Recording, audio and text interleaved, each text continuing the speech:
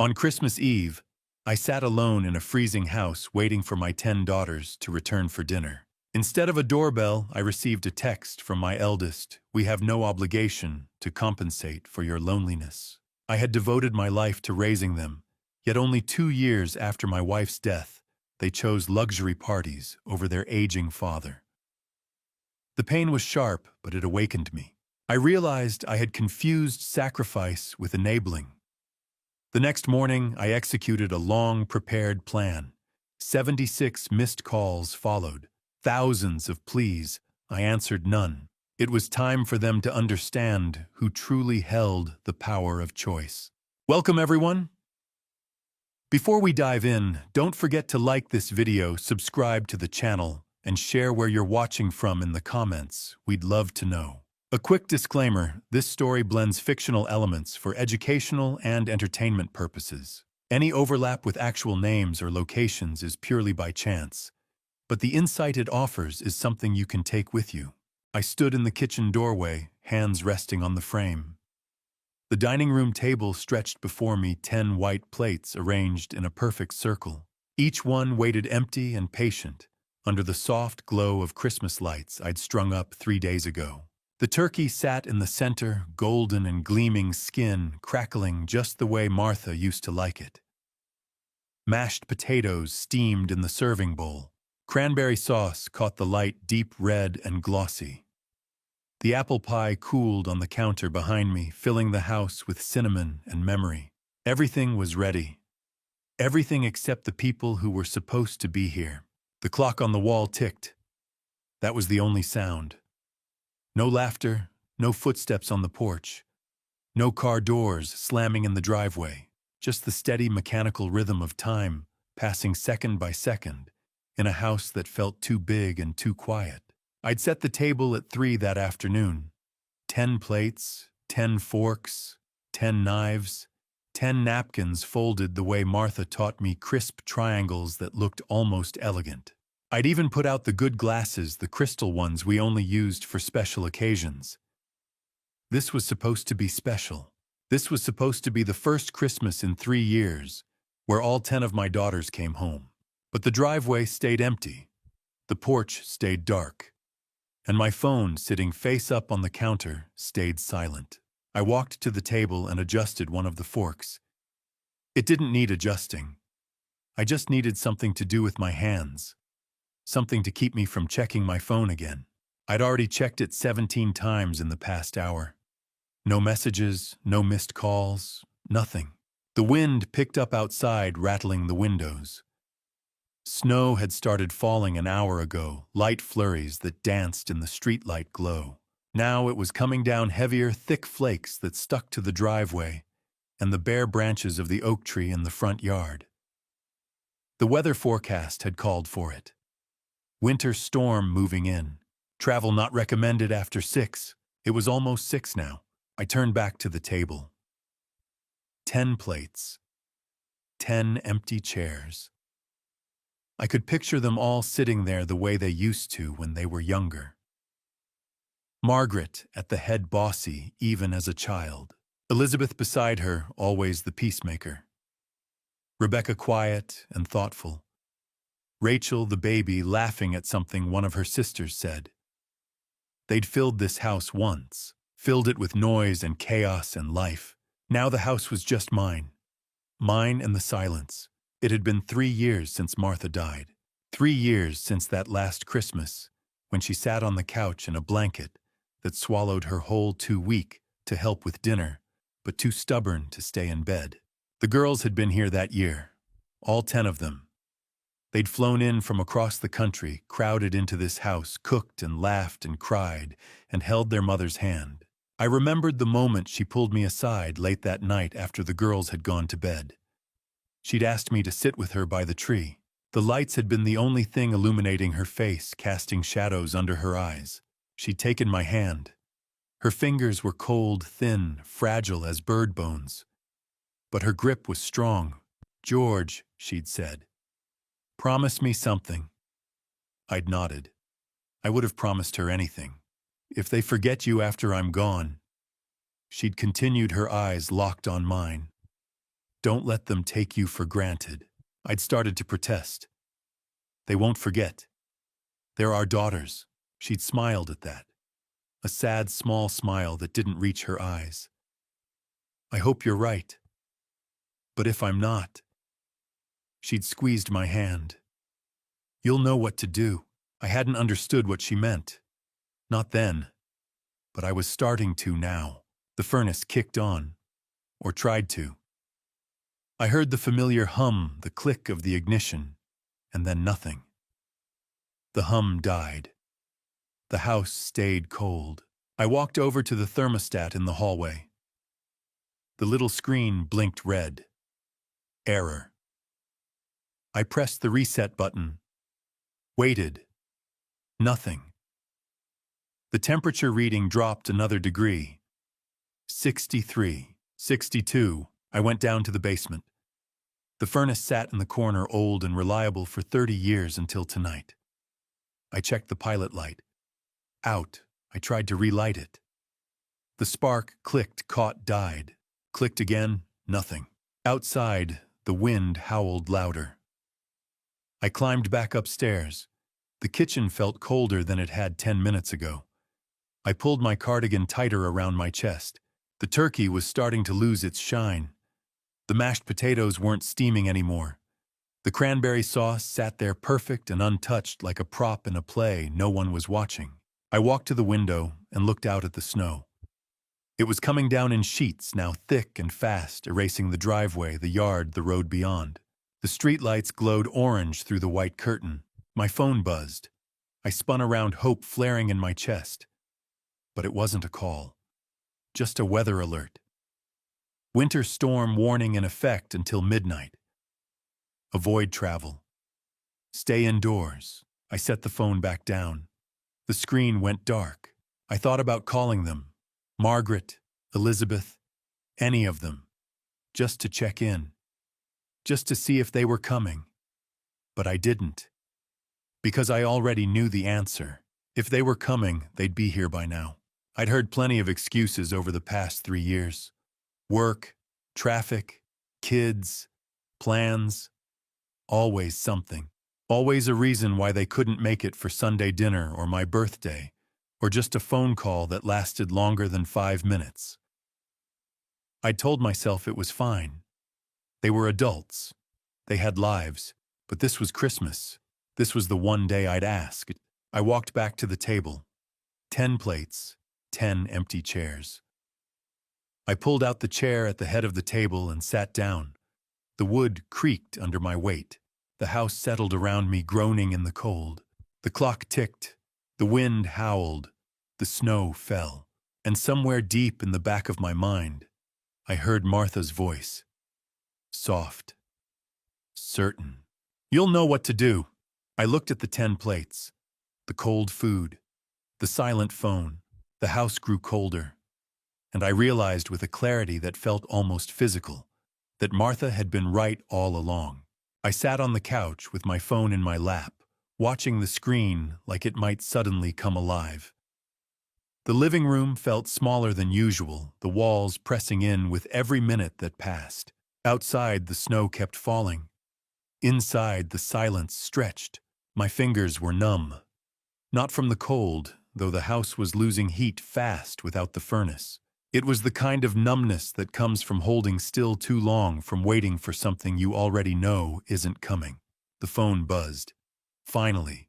I picked it up so fast I almost dropped it. Rachel, my youngest. 25, still calling me every Sunday to ask how to cook a roast or fix a leaky faucet. I swiped the message open. Dad, I'm so sorry. Got stuck at work. Boss needs me to cover tonight. Rain check, rain check. Like Christmas was a coffee date we could reschedule.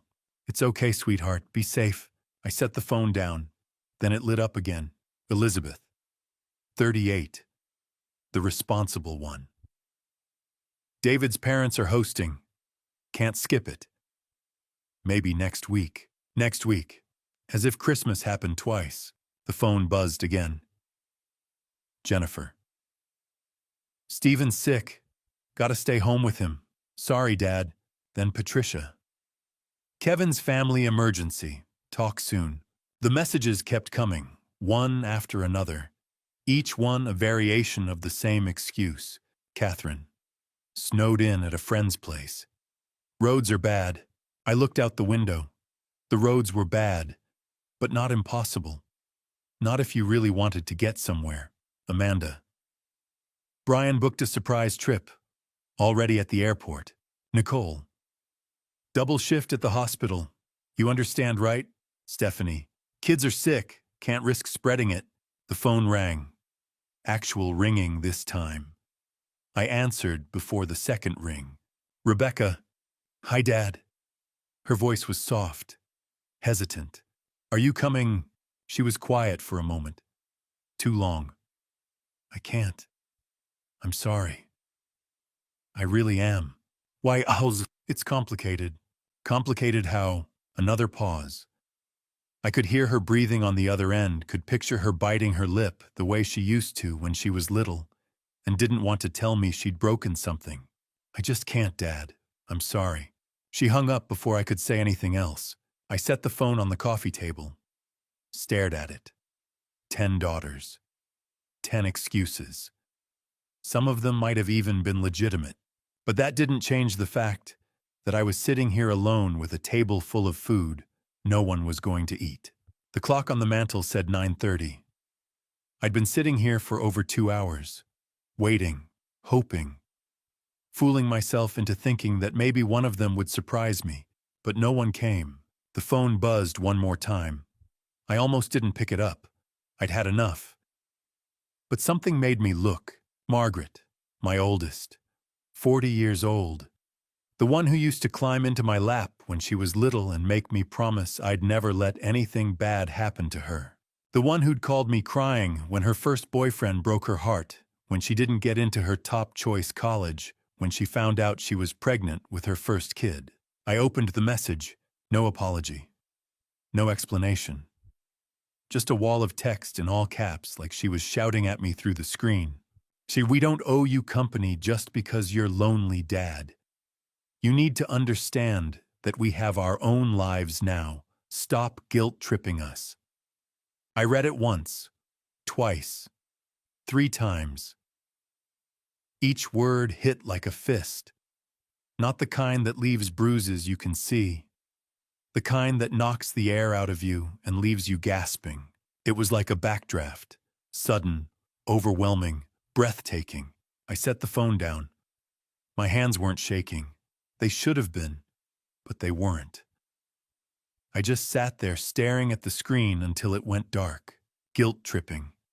That's what she thought this was. Me sitting here with a table full of food I'd spent all day making, waiting for my daughters to show up because I'd asked them to. Because I thought just once they might want to be here. I stood up. My knees cracked. My back ached. 60 years of wear and tear of carrying people out of houses that were falling apart, of running toward danger when everyone else was running away. And now I was standing in my own house alone because the people I'd spent my whole life protecting couldn't be bothered to show up for dinner. Something shifted in my chest. Not anger, not even sadness, just clarity. The kind that cuts through everything else and leaves you seeing things exactly as they are. I walked to the dining room. The 10 plates were still there. The food was cold now. The turkey had lost its shine. The mashed potatoes had a film on top. The cranberry sauce sat there untouched like a monument to wasted effort. I didn't clean it up. I didn't cover it. I just turned around and walked toward the bedroom. Behind me, the house was silent. The Christmas lights blinked on and off, casting shadows across the walls. The clock ticked. The wind rattled the windows, and somewhere in the back of my mind, I heard Martha's voice again, clear as day. You'll know what to do. I did. I finally did. The house settled around me as midnight approached. I'd turned off the Christmas lights an hour ago. The blinking had started to feel less festive and more like a reminder of everything that wasn't happening. Now the only light came from the lamp on the side table, casting long shadows across the living room floor. I walked to the kitchen and opened the cabinet above the refrigerator.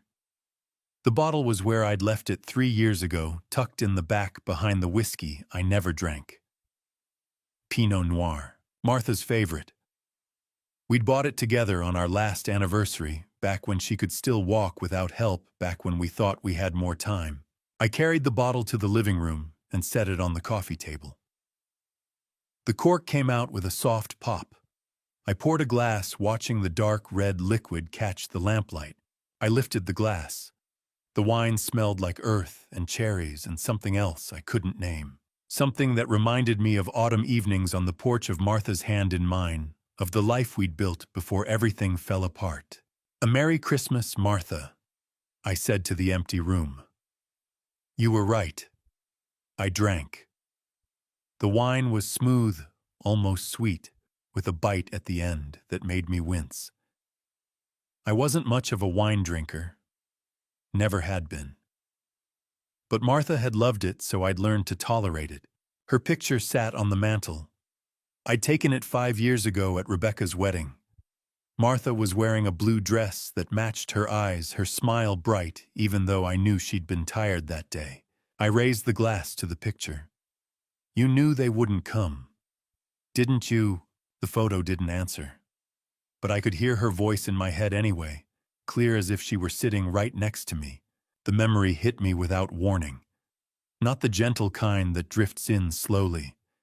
The kind that grabs you by the throat and won't let go. October 2021.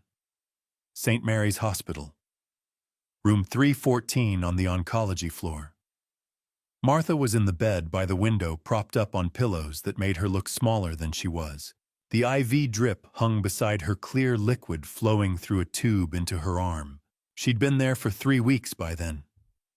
The treatments weren't working. The doctors had stopped using words like remission and started using words like comfortable and quality of life. I'd pulled a chair up next to her bed.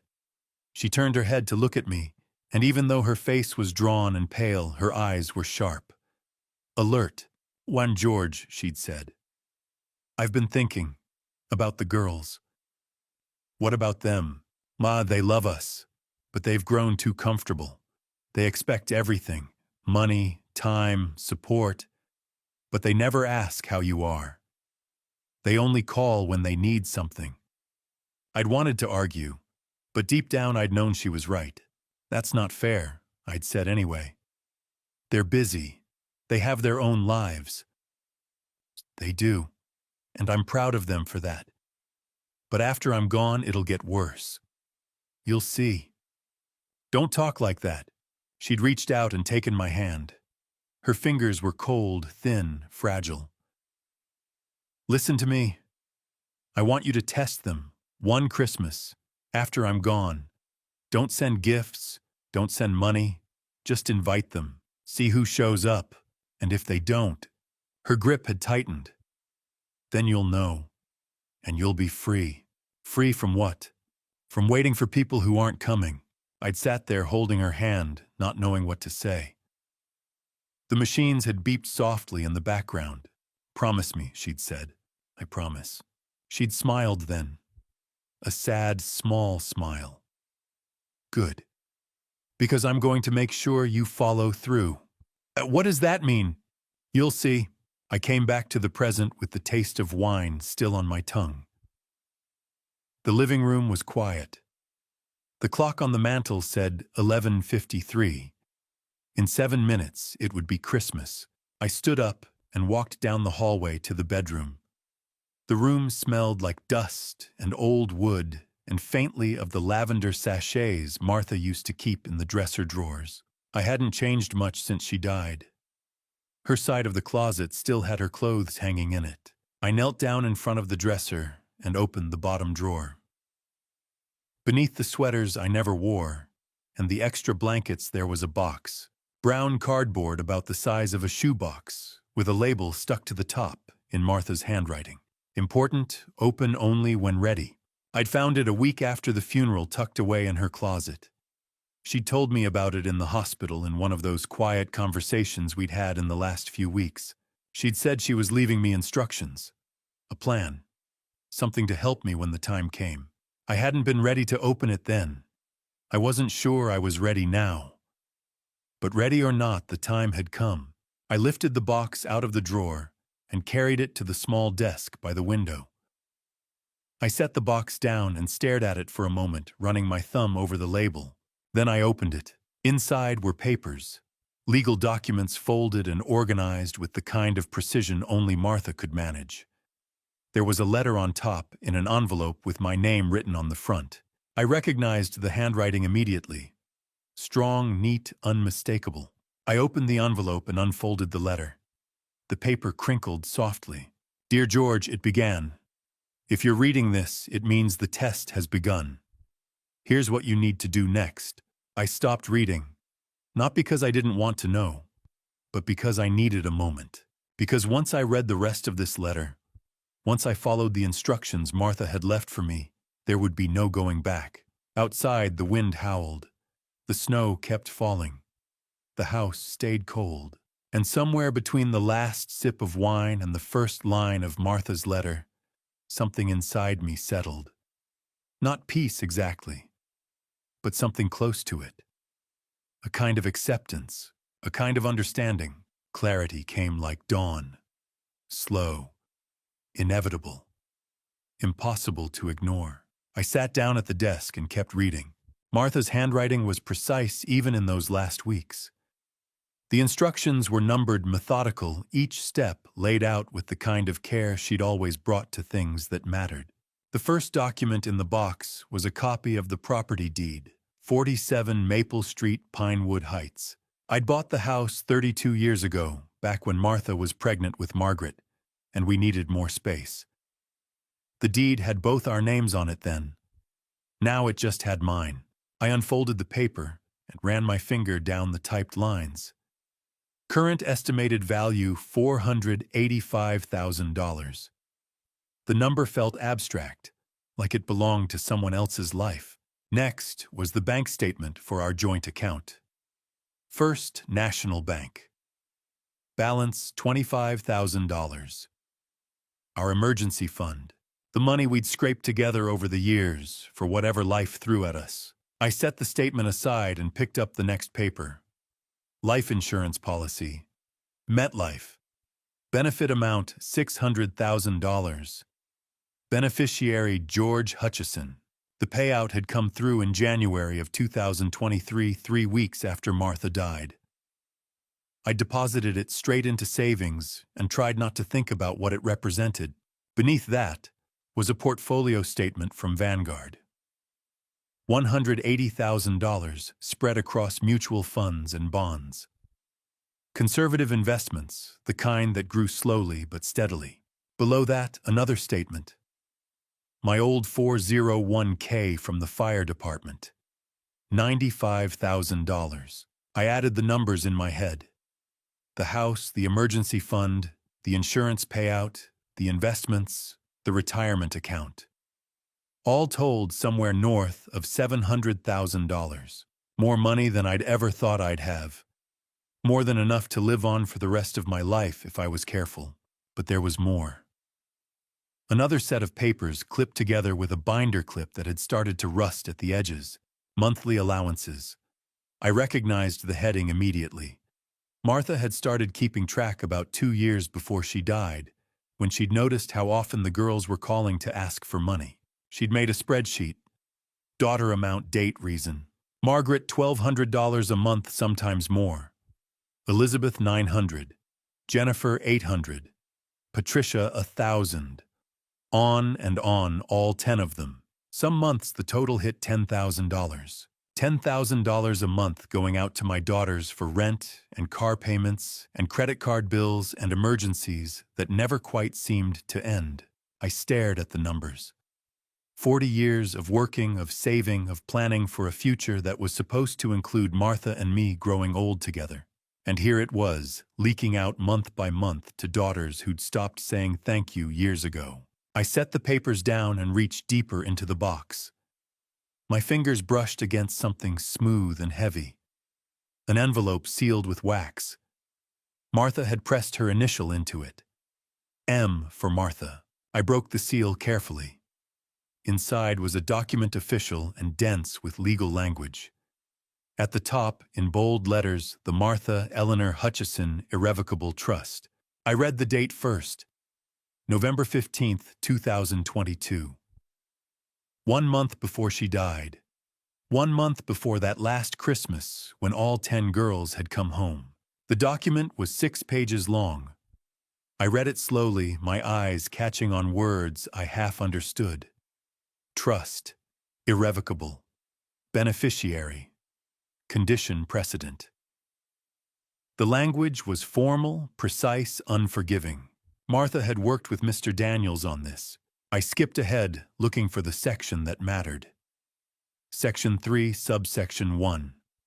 Conditions precedent. The words were clear, unambiguous. All 10 daughters were required to be present at a specific time and place. If the condition was met, the trust would be distributed according to schedule. If not, the entire amount would be transferred to the Pinewood Heights Community Foundation. I sat back in the chair. The wood creaked under my weight. Outside, the sky was starting to lighten, the deep black fading to a bruised purple. Martha had planned this. Every word, every condition. She'd known they wouldn't come. Or at least she'd suspected. And she'd built this test to prove it. At the bottom of the page, in smaller print, this trust has been irrevocable since its creation. No changes, amendments, or revocations may be made by any party after the date of execution. I read that line 3 times. Irrevocable. Once the trust was created, it couldn't be undone. Not by me, not by the girls, not by anyone. Martha had made sure of that. I folded the document and set it aside. My hands were shaking. Not from cold, though the house was freezing now. From something else, something that felt like anger and grief and relief all mixed together. I opened my laptop. The screen glowed blue in the dim room. The battery was low, but it had enough for what I needed to do. I opened my email and started typing. To Daniels@danielslegal.com. Subject: Trust Activation. Christmas Eve, 2024. I kept it simple, professional. The kind of email you send when you're doing something that can't be undone. Dear Mr. Daniels, I am writing to inform you that the conditions outlined in the Martha Eleanor Hutchison Irrevocable Trust have now been tested. As you are aware, the test date was set for December 24th, 2024. None of my 10 daughters attended Christmas dinner tonight. I have documentation via text messages, calls, and timestamps. Per the terms of the trust, I am requesting that you proceed with the next steps, as outlined in Section 4.2 of the Trust Agreement. I will be available for a meeting at your earliest convenience.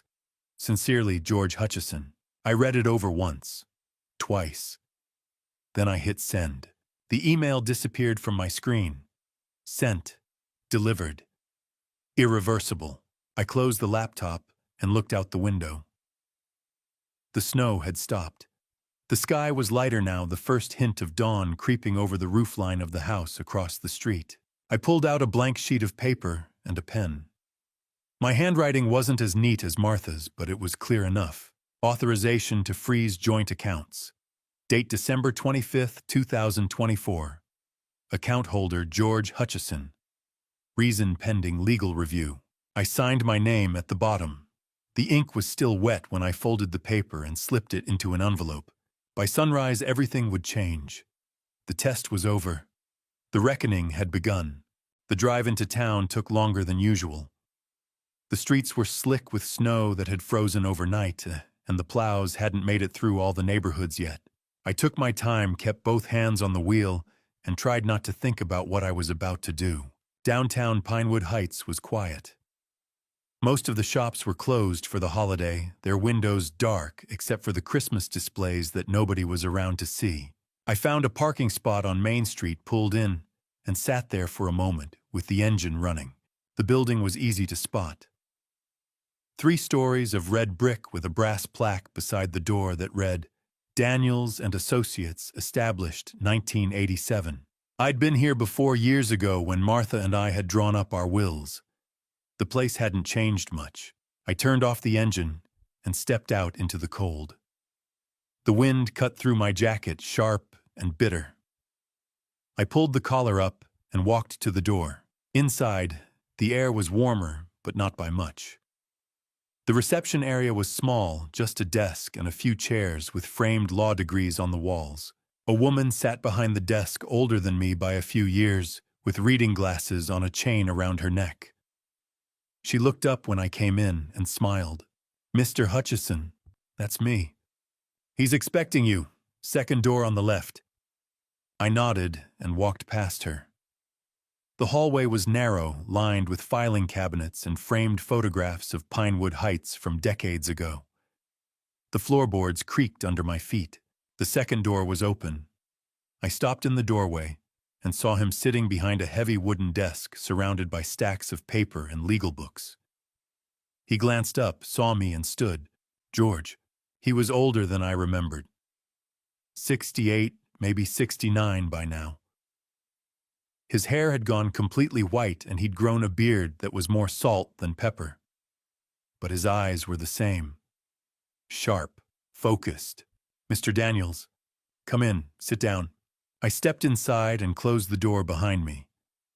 The office smelled like old paper and coffee. I took the chair across from his desk. The leather was cracked but comfortable. He sat back down and folded his hands on top of a manila folder. "I got your email. I figured, let's talk." He opened the folder. I recognized the papers inside immediately. The trust document, the property deed, copies of everything I'd gone through the night before. "I've been Martha's lawyer for 22 years, he said. His voice was steady, calm, the kind of voice you trusted whether you wanted to or not. "She came to me in November of 2022. A month before she passed. She was very clear about what she wanted." Did she really think they wouldn't come? He looked at me for a long moment. She hoped they would, but she prepared for the worst. And she was right, wasn't she? I didn't answer. I didn't need to. He pulled out a sheet of paper and slid it across the desk. "Let's review the facts. December 24th, 2024 was the test date. All 10 daughters were required to be physically present at your home by 6 in the evening. You have documentation proving none of them attended." "I do. Text messages, calls, timestamps. All of it." He nodded. "Then per section 3.1 of the trust, the primary condition has failed." I leaned back in the chair. "What happens next?" He pulled out another paper. "I'll send a formal notice to all 10 daughters informing them that the joint accounts are frozen effective immediately. This includes checking accounts, credit cards linked to your name, and monthly allowances." "How long will the freeze last?" "Until you decide otherwise, or until the trust is fully executed. And they can't contest it, not without proof of fraud, which they don't have.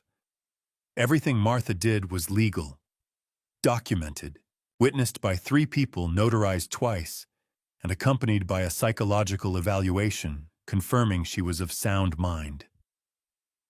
He looked at me over the top of his reading glasses. "They can try, but they'll lose." I let that sink in. "What about the house?" "Steve, the house is yours. Your name is on the deed. You can sell it, keep it, do whatever you want with it." "And my pension, my savings?" "Yours, separate from the joint accounts.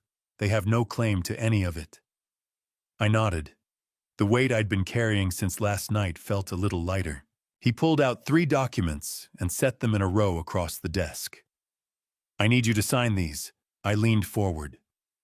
The first was titled, "Authorization to Freeze Accounts." Effective date, December 26th, 2024 noon. The second was a notice. To be sent to all 10 daughters. Short and formal. "Your accounts have been temporarily frozen pending legal review. Contact the account holder for details." The third was a timeline. Phase 1, freeze accounts. Phase 2, family meeting. Phase 3, trust execution. I picked up the pen he'd set out. and signed all three. My handwriting looked shaky compared to the printed text, but it was legible. He collected the papers and slipped them back into the folder. George, I have to warn you, when those accounts freeze, your phone is going to explode. They'll call. They'll threaten. They'll beg. Are you ready for that? I thought about the 10 empty plates, the cold food, the text from Margaret, the years of waiting for people who never showed up. I've been ready for 3 years. He nodded. Then let's begin. I stood. He stood. We shook hands across the desk. His grip was firm, solid, the kind of handshake that sealed something permanent. One more thing, he said. The freeze takes effect at noon. That gives you about 2 hours.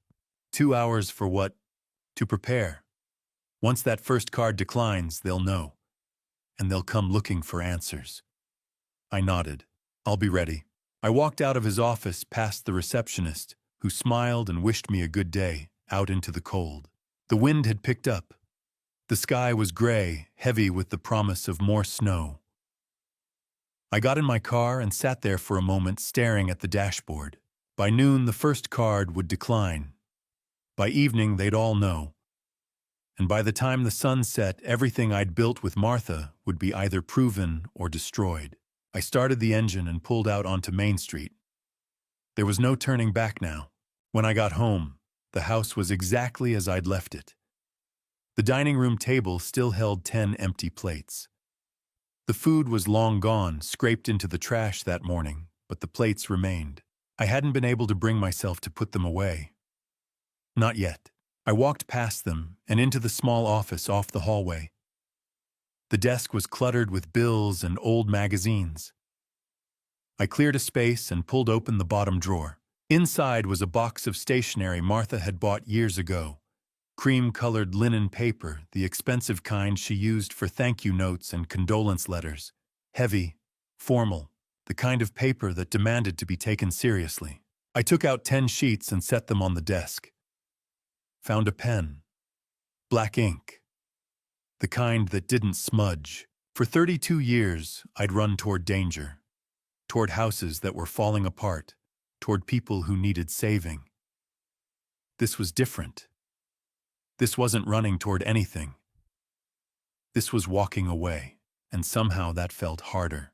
I picked up the pen and stared at the blank page. The first letter took me almost an hour. Not because I didn't know what to say, because I knew too much. Margaret, I remember the day you graduated from law school. You called me first. You said, "Dad, I did it." Thank you for believing in me. I still believe in you. But I can't keep being your ATM. You're 40 years old, married to a man with a good job, and yet every month you ask for just a little extra. Last month it was $2,400. I'm not angry, I'm tired. The joint account is frozen. Your credit card linked to my name is frozen. From now on, if you want my time, you'll have to give me yours first. I'm not asking you to choose between your life and mine. I'm asking you to remember I'm still here. Love, Dad. I folded the letter and slipped it into an envelope. Wrote Margaret's name on the front. Set it aside.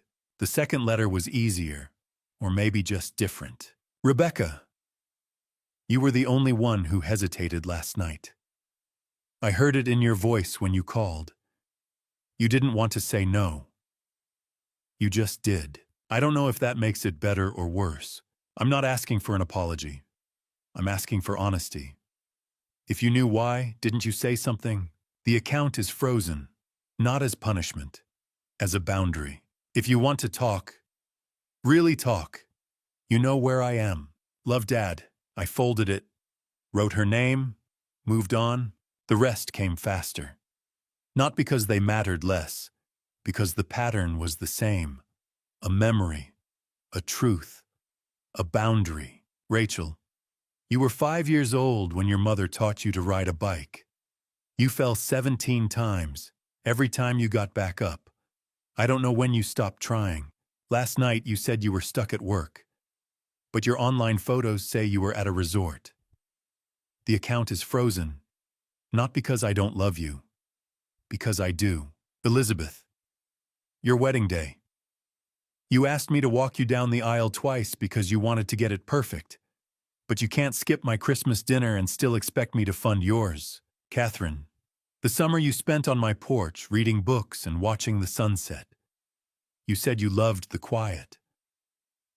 I thought that meant something.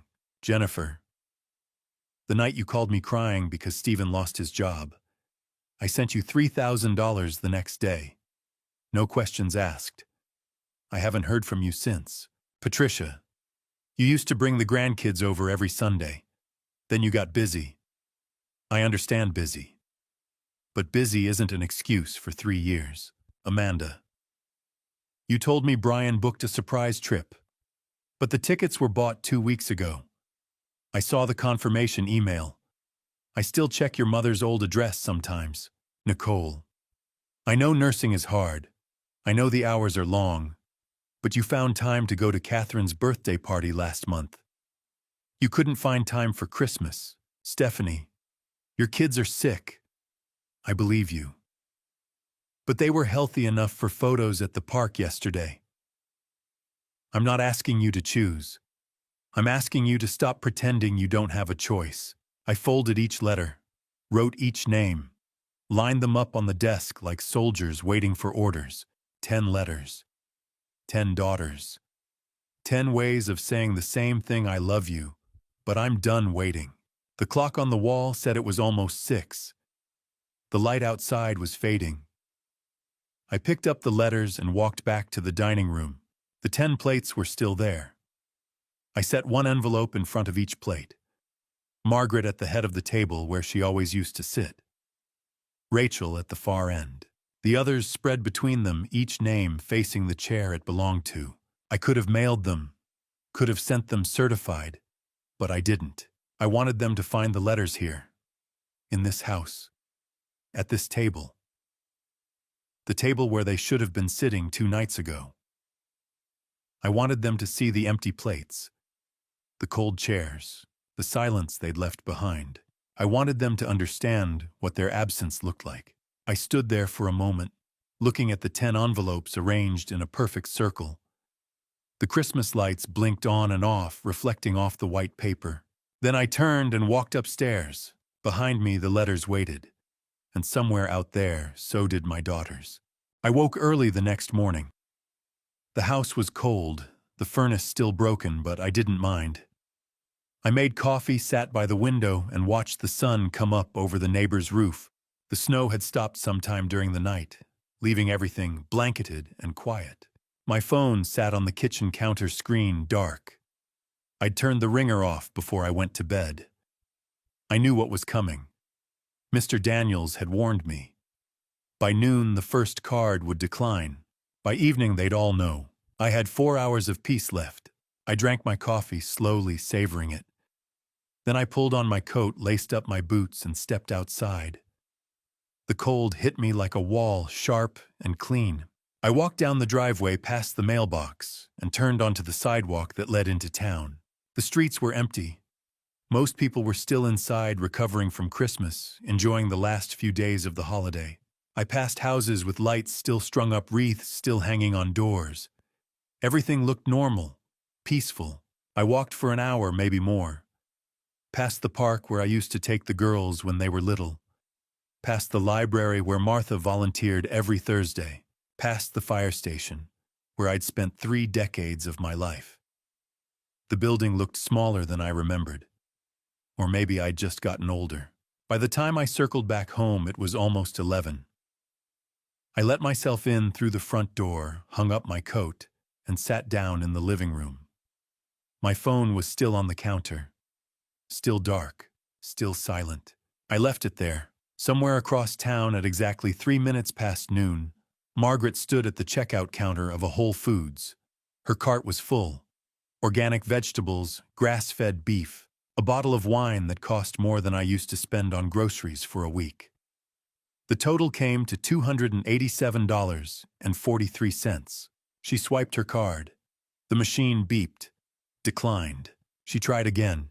Same result. The cashier, a young woman with a name tag that read, Stephanie smiled apologetically. Do you have another card? Margaret pulled out a second card. Same name, same account. Declined. She called the bank. Got an automated message. This account has been temporarily frozen. Please contact the account holder for details. 10 minutes later, Elizabeth's card was declined at a restaurant. $156.20. Jennifer's card failed at a gas station. $89. Patricia's at a nail salon. $75. Within 30 minutes, all 10 of my daughters had tried to use their cards. All 10 had been declined. All 10 had gotten the same message. Account frozen. I didn't know any of this while it was happening. I was sitting in my living room reading a book I'd started 3 years ago and never finished. But I could picture it. The confusion, the anger, the panic. At 3 in the afternoon, I finally picked up my phone. The screen lit up red. Notifications covered every inch of it. Missed calls, text messages, voicemails. I scrolled through the list, counting as I went. 76 missed calls. Margaret had called 19 times. Elizabeth 12. Craig Hartley, Margaret's husband, 8.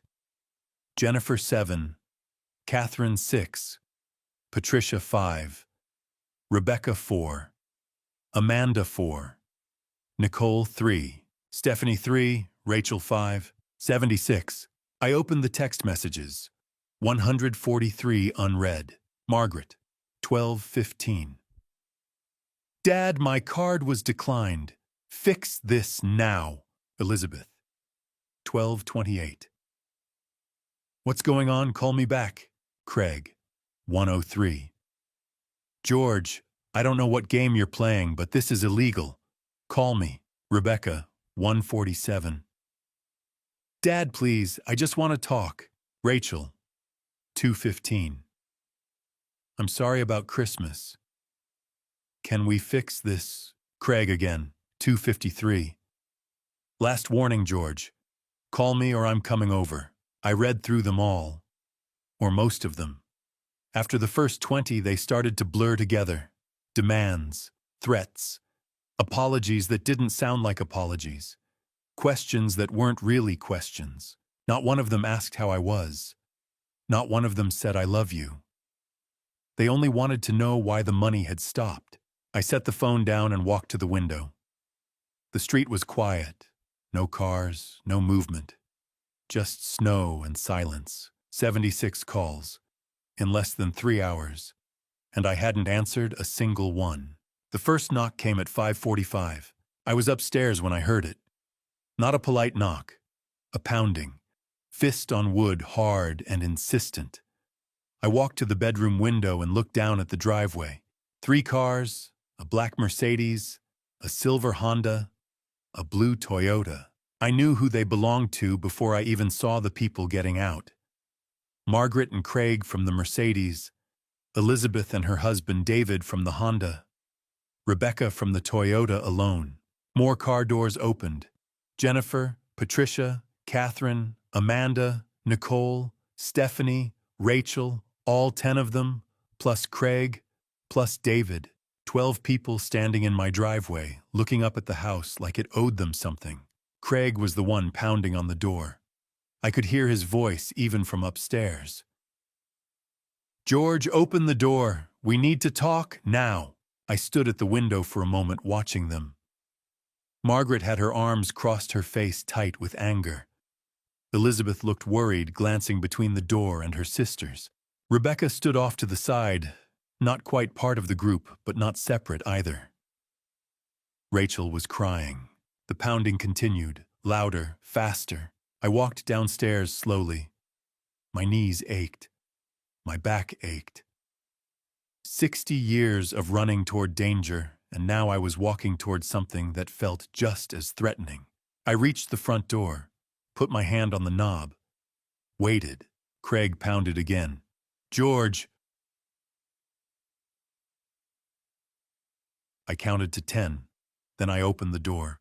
They didn't knock. They pounded. Like the house was falling apart. like I owed them something. Maybe I did, but not what they thought. I pulled the door open and stepped back. Said nothing. Just moved aside and let them in. Margaret came first. She pushed past me without looking, her coat still buttoned, snow melting off her boots onto the hardwood. Craig followed, taller than I remembered, his jaw set tight. Then Elizabeth, her husband David behind her, both looking uncertain. Rebecca came next alone, her eyes already red.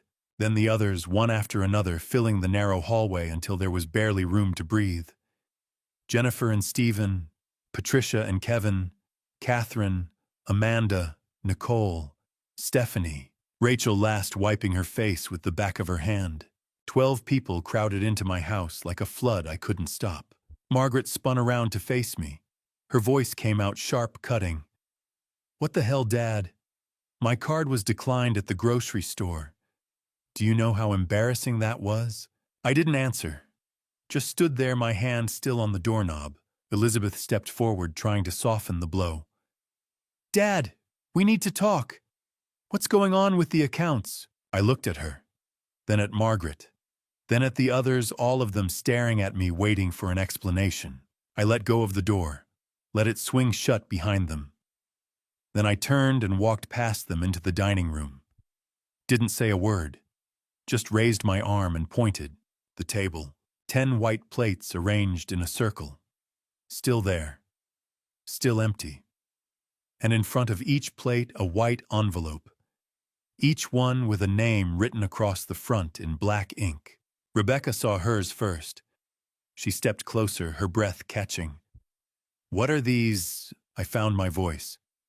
Quiet, steady. "Read them." Margaret grabbed hers off the table. "This is ridiculous. We don't have time for—" I cut her off. Not loud, just firm. "Then leave." The room went still. Margaret stared at me. Her mouth opened, closed. For once, she didn't have a response. She tore the envelope open, pulled out the letter. The others followed. Elizabeth picked up hers carefully. Rebecca's hands shook as she lifted the envelope. Rachel reached for hers, then hesitated before finally taking it. One by one, they opened the letters. One by one, they started to read. The room filled with the sound of paper rustling, but no voices. No one spoke. I stood near the doorway watching. Rebecca read slowly, her eyes moving across the lines. Her hands trembled. When she finished, she looked up at me and I saw guilt. Real guilt. Margaret read fast, her jaw tightening with every sentence. By the time she reached the end, her face had gone red. Not from embarrassment, from anger. Rachel got halfway through and stopped. Tears spilled down her cheeks. She didn't wipe them away. Just stood there holding the letter, crying silently. Elizabeth folded her letter carefully when she finished. Set it down on the table. Looked at me with something that might have been understanding. No one spoke. The silence stretched fragile and tense like glass about to shatter. Then Margaret crumpled her letter in her fist. "This is you're blaming us for what? For having lives." I didn't raise my voice. "I'm not blaming you. I'm setting boundaries." Craig stepped forward. He was taller than me, broader, and he used it. Moved into my space, pointed a finger at my chest. "Boundaries. You froze our accounts without warning. That's financial abuse." I looked at him, calm, tired. "Those accounts have my name on them, not yours." His face darkened. "Margaret is your daughter. She has a right." I cut him off. "She has no right to my money. None of you do." Rebecca's voice broke through, small and trembling. "Dad, I'm sorry. I should have come. Margaret whipped around to face her. "Don't apologize to him. He's manipulating us." Elizabeth held up a hand. "Dad, can we talk about this calmly? There has to be a way to—" "There is," I said. "But it starts with honesty." Margaret shook her head. "Honesty. You want honesty? Fine. We didn't come because we didn't want to, because Christmas with you feels like an obligation, not a choice. Because every time we're here, you look at us like we've disappointed you. So yes, we chose not to come. And I'm not sorry. The words landed like stones. Heavy. Final. I nodded slowly. All right. She blinked. All right. You made a choice. Now I'm making mine. Craig stepped closer. And what choice is that? I didn't answer him.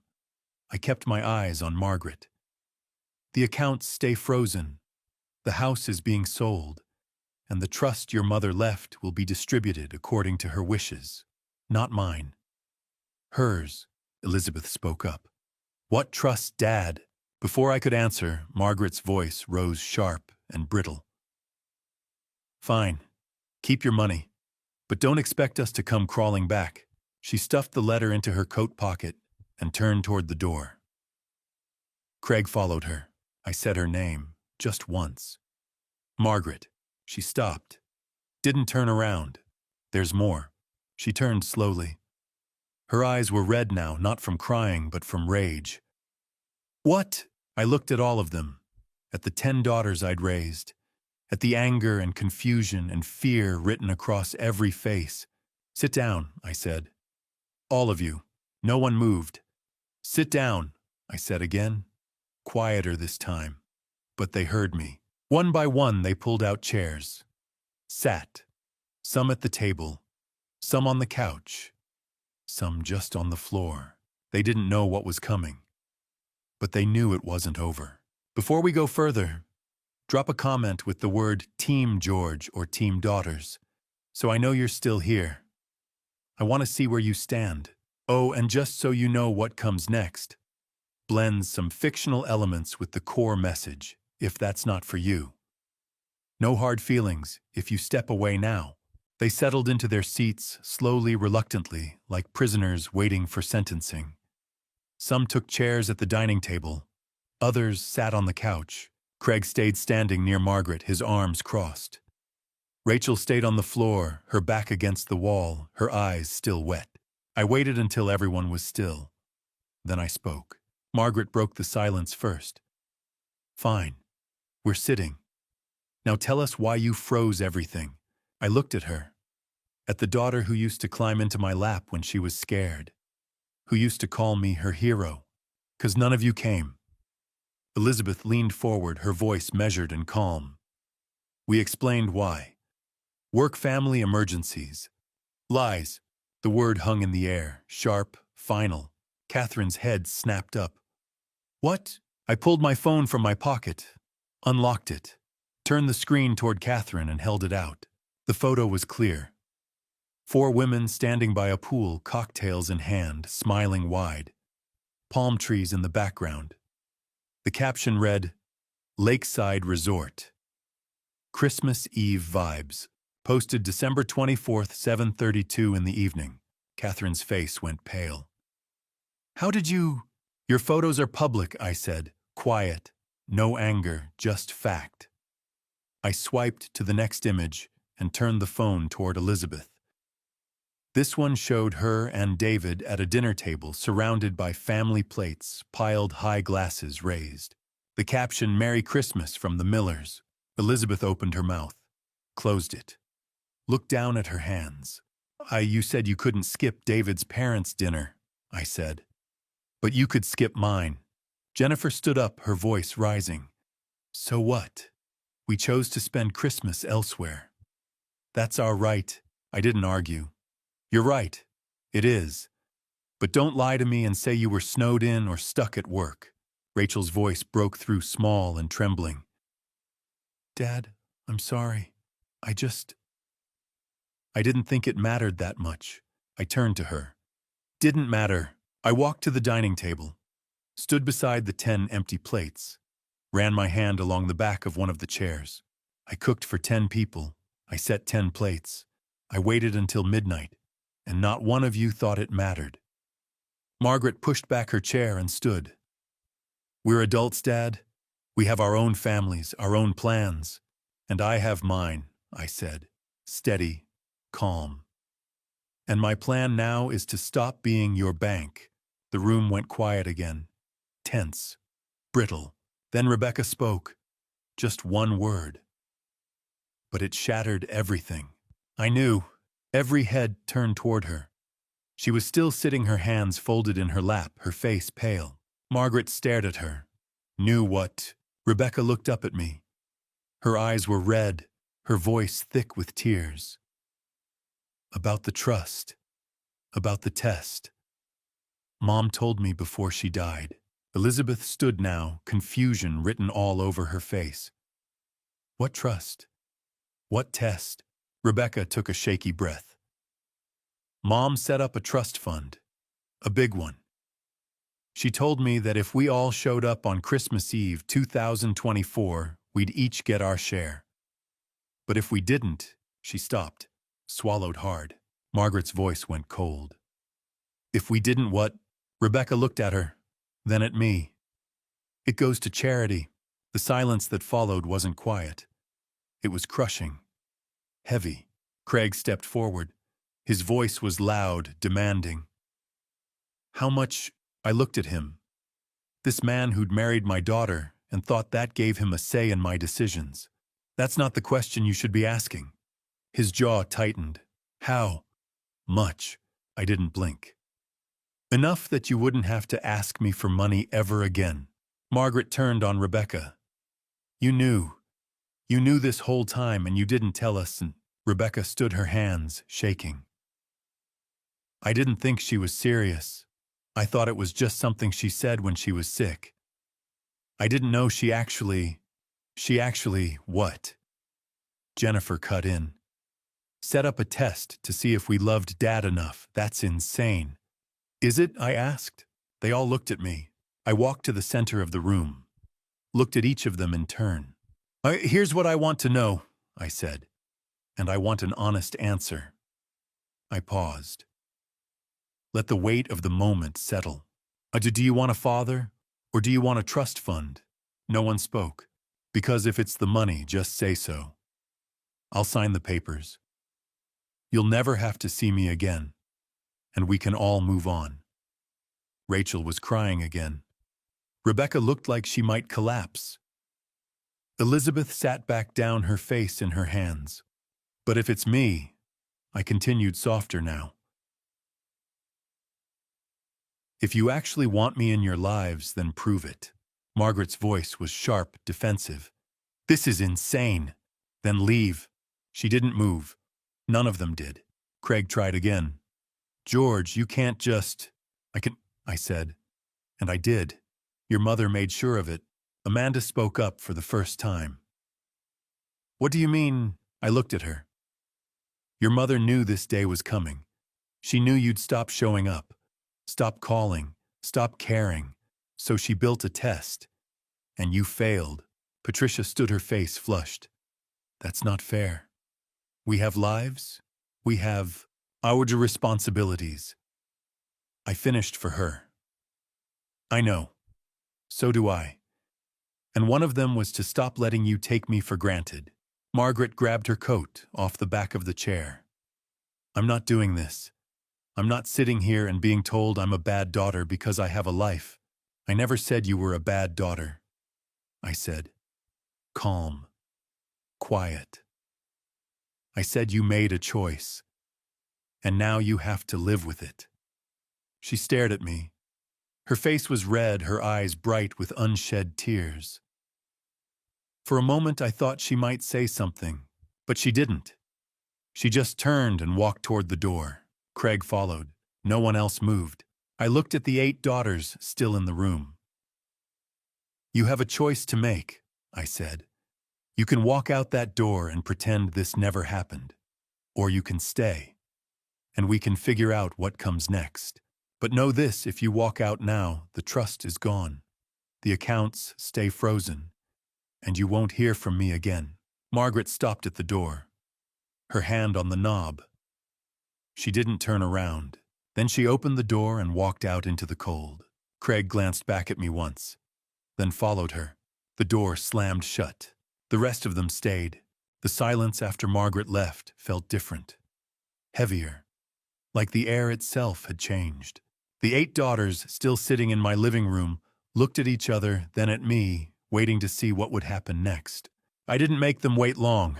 I walked into the kitchen, opened the drawer beside the sink, the one where I kept important papers, pulled out the folder I'd placed there that morning. I carried it back to the living room, set it on the coffee table in front of them, a single sheet of paper inside. Official. Legal.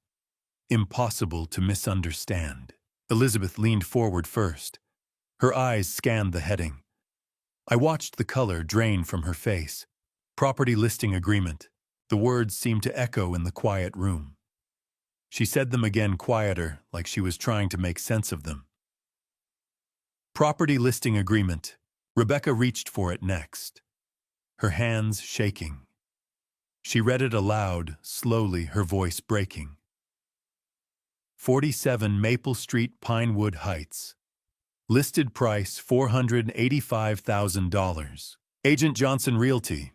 Date listed December 26, 2024. Status active. She set the paper down carefully.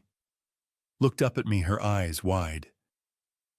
You listed the house? Yes. Catherine shot to her feet. When? Yesterday. While you were calling me 76 times. The room erupted. Overlapping voices, questions without answers, disbelief that sounded like anger. Someone said my name. Someone else said this couldn't be happening. Someone else just kept repeating the word house.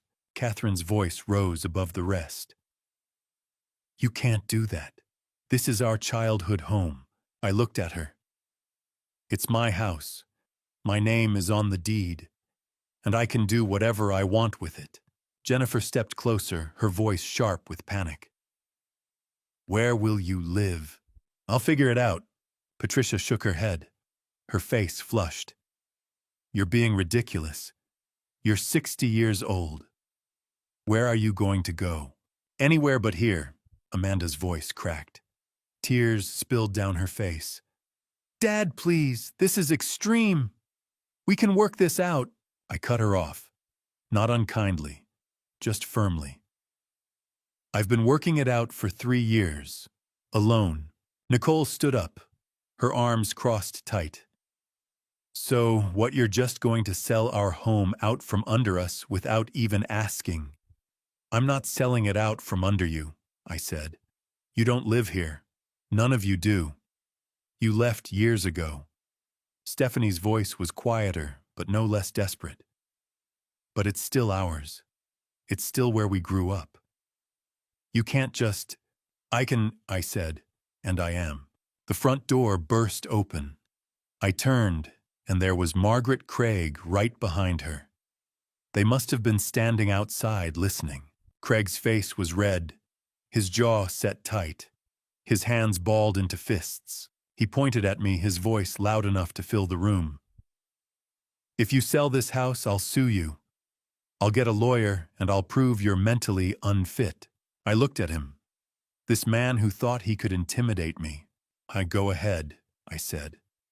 My voice was calm, steady. I've already talked to my lawyer. Everything I'm doing is legal. The house is in my name. The deed is in my name. And I'm of sound mind. You won't win. He took a step closer, trying to use his height to make me back down. You're trying to punish Margaret because she asked for help. I'm not punishing anyone, I said. I'm protecting myself. Rebecca's voice, small and broken, came from somewhere behind me. From what? I turned to look at her. From being forgotten while I'm still alive. The words hung there. No one spoke. No one moved. The only sound was the ticking of the clock on the mantel. Nicole finally broke the silence. Her voice quieter now, less angry. So what happens now? You sell the house, take the money, and disappear. Something like that. Stephanie looked up at me with red-rimmed eyes. What about the trust fund? If we can't get that, at least we should get something from the house. I shook my head. You won't. Elizabeth frowned. What do you mean? The house sale money is mine, separate from everything else. The trust fund. That's a different story. Margaret's voice was sharp again, demanding. How much is the trust fund, Dad? I looked at her. Enough. Craig stepped forward again, his voice rising. We have a right to know. I met his eyes. You had a right to show up on Christmas Eve. You didn't. Rachel, still sitting on the floor, let out a sob. So we lose everything because of one night. I turned to her, the youngest, the one who'd lied about being stuck at work. Because of 3 years, I said. The room went silent again. But this time it wasn't the silence of shock. It was the silence of realization, of understanding. Jennifer tried one more time, her voice desperate. Dad, please. We can fix this. We can. It's already done, I said. I stood up, walked toward the stairs. My knees ached. My back ached. But I kept walking. Stopped at the bottom step and turned back to look at them. I've said what I needed to say. The house will sell. The trust will be executed according to your mother's wishes. Not mine. Hers. And you'll all have to decide what matters more. Margaret's voice was quieter now, almost disbelieving. You're really doing this? It wasn't a question, but I answered anyway. I already have. I turned and started up the stairs, my hand on the railing, my weight on each step. I heard their voices behind me, overlapping, desperate. At the top of the stairs, I paused, looked back down at them. At the wreckage of a family that had once been whole. At the daughters who'd taken everything for granted. At the empty plates still on the table. I left them sitting there silent, surrounded by the wreckage of expectations they'd never earned. Then I walked into my bedroom and closed the door. I stayed in my room for 10 minutes, maybe 15. Long enough for my hands to stop shaking. Long enough to remind myself why I was doing this. When I opened the door, the house was still. No voices, no movement. Just the sound of the furnace trying and failing to keep up with the cold. I walked down the stairs slowly. At the bottom, I could see into the living room. They were still there. All 10 of them. Margaret sat on the couch, staring at nothing. Elizabeth stood by the window. Rebecca had her face in her hands. Rachel was still on the floor. The others were scattered around the room like pieces of something broken. They looked up when I came in. I cleared my throat. Have you eaten? Margaret's head snapped toward me. What? Oh, I asked if you've eaten. It's late. You must be hungry. Elizabeth stepped away from the window, confused. Dad, we're not here to... I know why you're here, I said. But you're still here. And I made dinner 3 nights ago for 10 people. It's been in the fridge. I can warm it up. Rebecca finally broke the silence. Her voice was quiet, uncertain. Okay. I nodded and walked into the kitchen. I didn't do this to be kind. I did it because I needed them to feel what I'd felt. Sitting at an empty table, surrounded by silence, waiting for people who never came. I pulled the containers out of the fridge, the turkey I'd carved and saved, the mashed potatoes, the cranberry sauce, the rolls, everything I'd made with hope, everything that had sat untouched while I waited alone. I reheated it all, arranged it on serving platters, carried it to the dining room table. The 10 plates were still there, still arranged in their circle, still empty. I set the food down in the center, looked at my daughters standing in the doorway. Sit.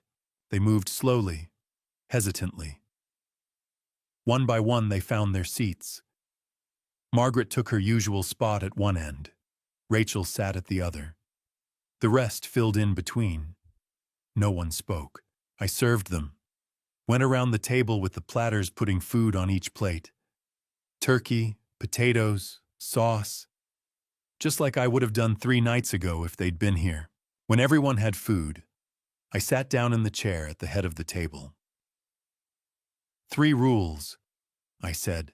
My voice was quiet but firm. No phones on the table, no talking about money, and no one leaves until everyone's finished. No one argued.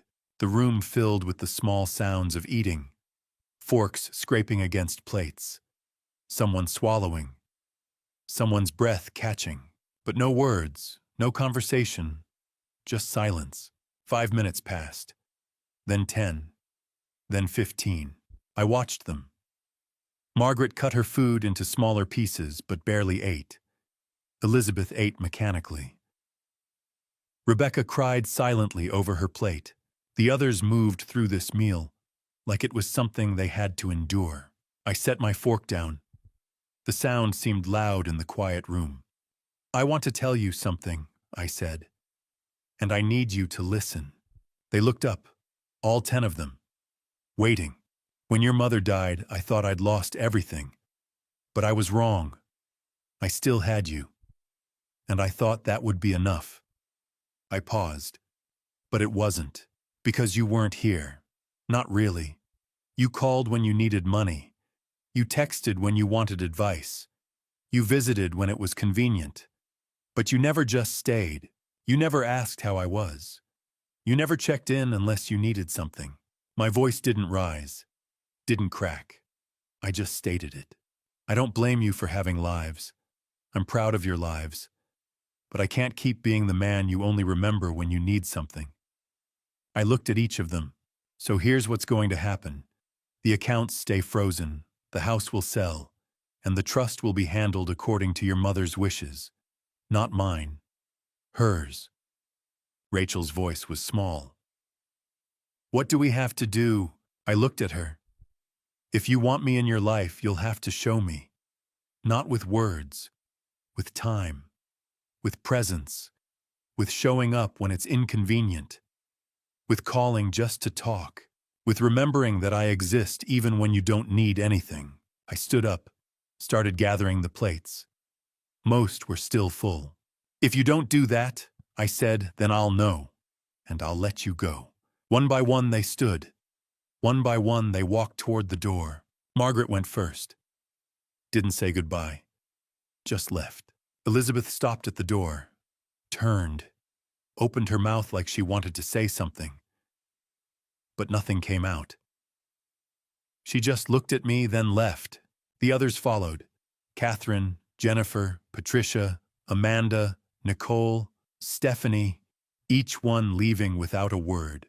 Rachel came to me, put her arms around me, held on tight. I stood there, my hands full of plates, and didn't hug her back. Couldn't. Not yet. She let go, wiped her face, and left.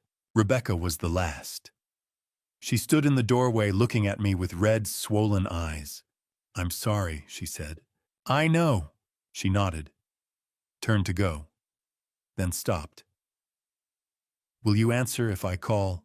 I looked at her. "Yes," I said. She nodded again, and then she was gone. The house fell silent. But this time the silence felt different. Not empty, just clear. Like something that had been clouding my vision for years had finally lifted. I finished clearing the table, washed the dishes, put everything away. Then I turned off the lights and went upstairs. The morning of January 3rd arrived cold and bright. I woke early and walked to the window with my first cup of coffee.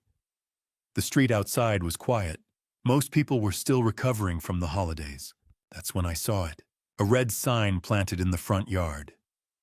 Bold white letters against that bright red background. Sold. Below it in smaller print, Johnson Realty. $485,000. All cash offer. I stood there for a long time holding my coffee looking at that sign. 32 years in this house.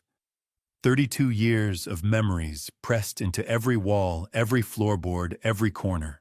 Margaret's first steps in the hallway. Elizabeth's graduation party in the backyard. Rebecca learning to ride a bike in the driveway. All of it reduced to a red sign and a number. I didn't feel sad. Didn't feel happy either. Just relieved. Like I'd been carrying something heavy for a long time and finally set it down. It had taken 8 days. 8 days to let go of 32 years. A week later, I sat in a notary's office downtown. The room was small, plain, with a long table in the center. Mr. Johnson sat across from me, his briefcase open, papers spread out in neat stacks. Next to him sat a woman I didn't recognize. Mid-40s, dark hair, pulled back, wearing a navy blazer. She stood when I came in, extended her hand. Mr. Johnson gestured toward her. "George, I'd like you to meet Donna Mitchell. She represents the buyer." I shook her hand. Firm grip, direct eye contact. "Ms. Mitchell." "I'm Mr. Hutchison." She smiled, genuine and warm. "It's an honor to meet you. I've read your file. 32 years with the Pinewood Heights Fire Department. Captain retired." I nodded. "That's right." She sat back down, folded her hands on the table. "I'm the director of the Safe Haven Foundation. We're a nonprofit that provides transitional housing for retired first responders, firefighters, paramedics, police officers, people who've spent their lives helping others and now need a place to rebuild their own." I didn't say anything, just listened. "When Mr. Johnson told us about your house," she continued, "we knew it was perfect. The location, the size, the history. We want to turn it into a residence for retired firefighters who are struggling, financially, emotionally, men and women who need somewhere safe to land while they figure out what comes next." I looked at Mr. Johnson. He nodded, confirming everything she was saying. Donna leaned forward slightly. "We'd like to name it after your wife, if you're comfortable with that. The Martha Hutchison Home." Something in my chest tightened. Not pain exactly, just recognition. Martha would have wanted this. She would have loved knowing that the house we'd built together would become a place where people could find their footing again. I felt tears pressing at the corners of my eyes, but I didn't let them fall, just nodded. She would have liked that. Donna reached into her bag and pulled out a small package wrapped in brown paper. Set it on the table between us. "We had this made. For you. And for the house." I unwrapped it carefully. Inside was a bronze plaque about the size of a book. The metal was polished, the engraving deep and clear. "Martha Hutchison Home. In memory of a woman who believed in second chances." I ran my finger over the letters, felt the grooves, imagined it hanging by the front door. "Thank you," I said. My voice came out rougher than I expected. Mr. Johnson cleared his throat, pulled out a stack of papers. "All right, let's get the paperwork done." The contract was straightforward. Sale price $485,000. Buyer Safe Haven Foundation Incorporated. All cash offer, no financing contingencies. Closing date January 31st. I signed my name at the bottom of each page. George Hutchison. Over and over. When it was done, Donna shook my hand again. "We'll take good care of it. I promise. I know you will." That evening I sent a text message to all 10 of my daughters. A group message. The first one I'd sent since Christmas. "The house has been sold. Closing date January 31st. The buyer is a nonprofit organization that will turn it into a residence for retired firefighters. It will be named the Martha Hutchison Home. You have until January 30th to collect any personal belongings you left behind." I hit send, set the phone down, waited. The responses came quickly. Margaret, 10 minutes later. "You sold it to a charity. Are you kidding me?" Elizabeth, "Dad, we should have been consulted about this." Jennifer, "This is unbelievable." Then a few minutes later, 2 different messages. Rebecca, "I think it's beautiful, Dad. Mom would have loved it." Rachel, "Can I come see it one last time?" I read through all of them. Then I typed a response. But I only sent it to Rebecca and Rachel. "Yes, come whenever you're ready." I didn't respond to the others. On January 15th, I packed a single suitcase, clothes, a few books, the photo of Martha from the mantel, the plaque Donna had given me. Everything else I left behind. The furniture could stay with the house, the dishes, the pots and pans. All of it could be useful to whoever came next. I walked out the front door one last time, locked it, put the key in an envelope for Mr. Johnson. Then, I walked across the lawn past the flower beds Martha had planted, past the tree where we'd hung a tire swing for the girls, past the driveway where I'd taught them all to drive, and past the red sold sign. I stopped there, turned back, looked at the house one more time. 32 years, 10 daughters, one empty table, and now a second chance. Not for me. For the people who'd need it most. I didn't feel sad. I felt free. I picked up my suitcase and walked toward my car. Didn't look back again. But before I reveal the exact amount in that trust, I want to hear from you. Take a guess in the comments. How much do you think Martha left? Type your number below. No judgment, just curiosity. I'll wait. And one more thing, the story you're about to hear contains some fictionalized layers for educational impact. If you'd rather not hear it, feel free to close the video now. The conference room at Daniels & Associates was on the second floor at the end of a narrow hallway that smelled like old paper and furniture polish. I arrived 15 minutes early. Mr. Daniels was already there, arranging folders at the head of a long table. He looked up when I came in, nodded once, and gestured to the seat on his left. "They'll be here soon," he said. I sat down. Waited. The room was quiet except for the ticking of a clock on the wall and the muffled sounds of traffic outside. At 2 o'clock exactly, the door opened. Margaret came in first, Craig right behind her. Then Elizabeth and David. Then the rest, one by one, filing in and taking seats on the right side of the table. 10 daughters, 4 husbands. All of them looking at me like I'd called them here to deliver bad news. Which I suppose I had. Mr. Daniels waited until everyone was seated. Then he opened the thick brown folder in front of him and cleared his throat. "Thank you all for coming," he said. His voice was calm, professional, the voice of someone who'd done this 100 times before. "I know this has been a difficult few weeks, but we're here today to discuss the Martha Eleanor Hutchison Irrevocable Trust." Margaret leaned forward immediately. "Finally, how much are we talking about?" Mr. Daniels looked at her.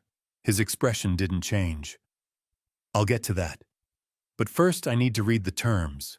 He pulled out a document several pages thick and set it in front of him.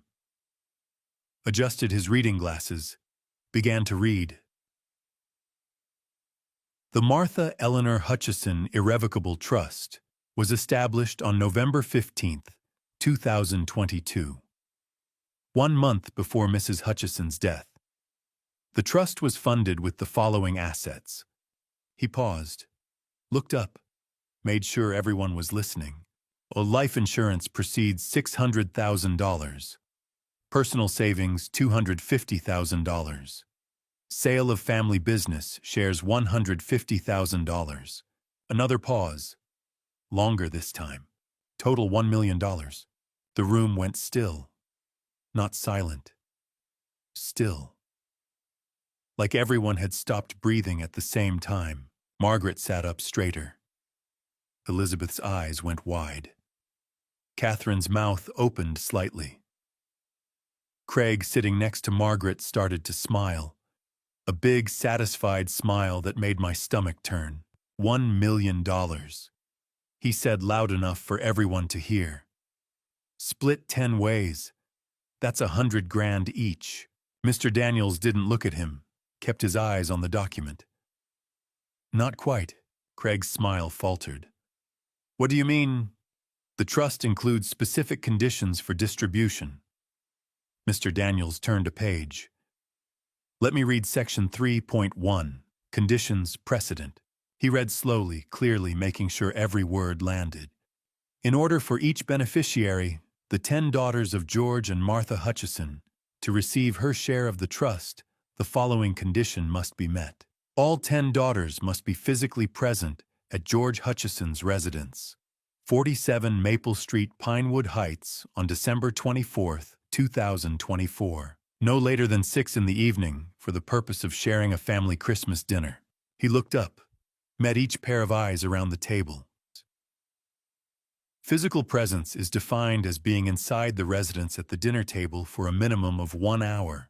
If any daughter fails to meet this condition, the entire trust shall be transferred to the Pinewood Heights Community Foundation, a registered 501c3 nonprofit organization. The silence that followed wasn't just stillness, it was shock. The kind that hits you like cold water and leaves you gasping. Margaret spoke first. "Wait, what?" Elizabeth leaned forward, her lawyer instincts kicking in. "All of us?" At the same time. "Yes," Mr. Daniels said. Jennifer's voice was quieter, uncertain. "And if one person didn't show up, no one gets anything." "Correct." Craig shot to his feet. The chair scraped loudly against the floor. "This is insane. You're saying we lost $1 million because of one dinner?" Mr. Daniels looked at him, calm, unflinching. "You lost $1 million because not one of you showed up." Margaret turned to me, her face red, her voice rising. "You knew about this, you knew, and you didn't tell us." "Your mother made the rules," I said. "I just followed them." Elizabeth's voice cracked. "Dad, you could have warned us, we would have come." I looked at her, at the daughter who'd always been reasonable, who'd always tried to see both sides. "Would you?" She opened her mouth, closed it, didn't answer. Rebecca's voice, rough and broken, came from the far end of the table. I told you Mom had conditions. But none of you believed me." Amanda was crying now, her hands covering her face. "So that's it. $1 million gone." Mr. Daniels shook his head. "Not gone, transferred. The Pinewood Heights Community Foundation will receive the full amount on February 1st, 2025. It will be used to fund programs for at-risk youth and elderly care." Craig slammed his hand on the table. "We're going to contest this. No court will uphold a will this unfair." Mr. Daniels looked at him. Really looked at him. The kind of look that made it clear he'd dealt with men like Craig before and hadn't been impressed then either. "The trust has been irrevocable since its creation," he said. Mrs. Hutchison was of sound mind when she signed it. 3 witnesses, 2 notaries, and a psychological evaluation all confirm this. "You can try to contest it, but you'll lose." Margaret stood up, pushed her chair back hard enough that it almost fell over. "I can't believe you did this." I met her eyes. "I didn't. Your mother did." She stared at me, then turned toward the door. Craig followed. So did Elizabeth. So did Jennifer. One by one, they started to leave, and then Mr. Daniels spoke again. 6 words. Quiet, but clear. "There's one more thing." Everyone stopped.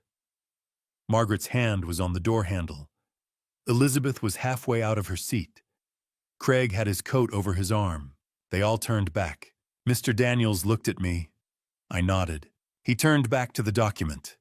"Section 3.2, he said. Alternate Distribution Authority." Mr. Daniels didn't pause, didn't give them time to process, just kept reading, his voice steady and professional.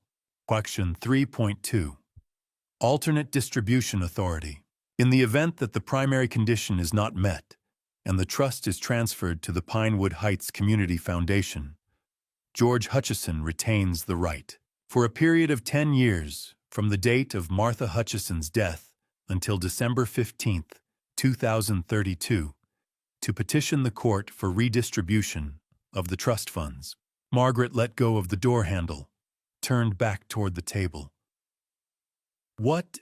Elizabeth sat down slowly, her lawyer mind already working through the implications. "What does that mean?" Mr. Daniels looked up from the document. "It means your father can at any point in the next 8 years request that the court redirect the funds to one or more of his daughters, but only if he believes they have demonstrated genuine change and a renewed commitment to their relationship with him. And only if the court agrees that the change is genuine." The room was silent. Not the shocked silence from before, This was different. This was hope mixed with uncertainty, mixed with something that might have been fear. Rebecca spoke first, her voice barely above a whisper.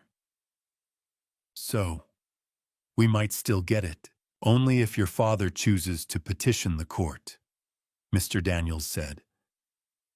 And only if the court agrees. This isn't automatic. It's discretionary. Craig stepped forward, his face red again.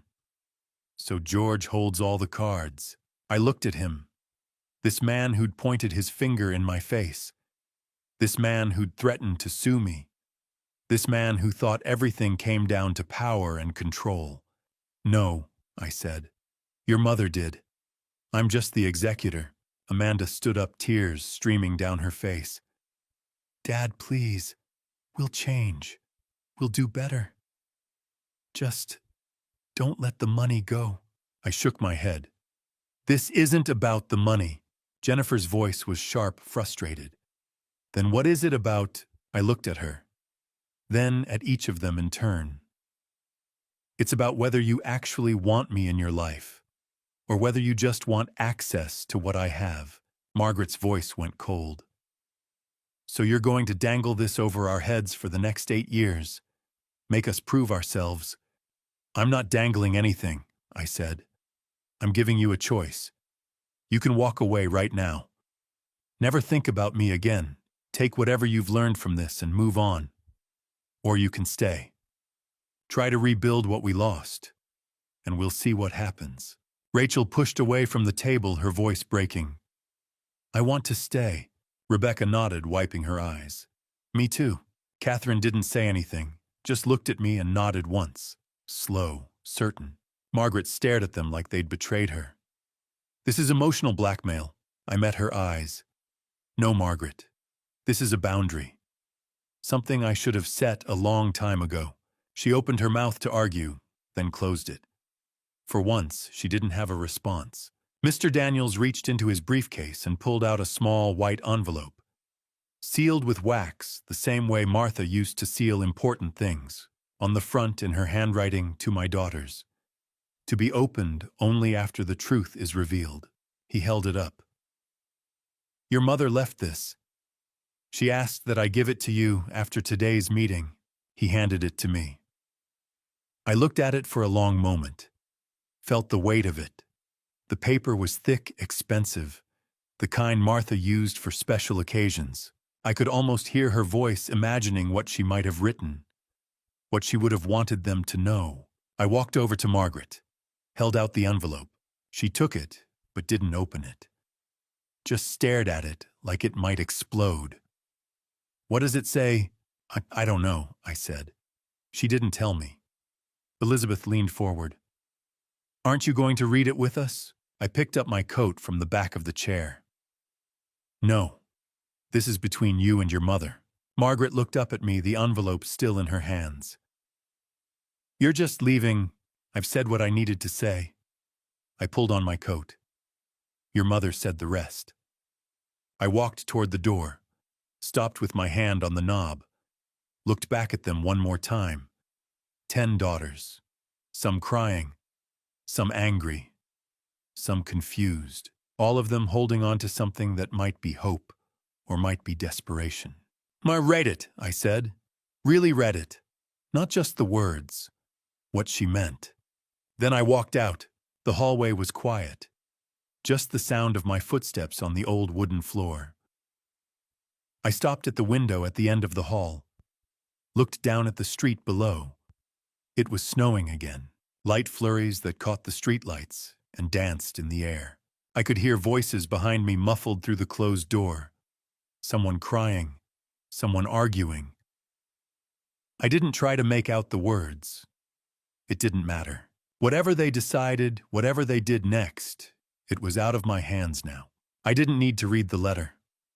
I already knew what Martha would say. She'd tell them the truth they didn't want to hear. She'd remind them of who they used to be before life made them forget. She'd give them one last chance to choose family over convenience. The question wasn't what Martha would say. The question was whether they'd listen.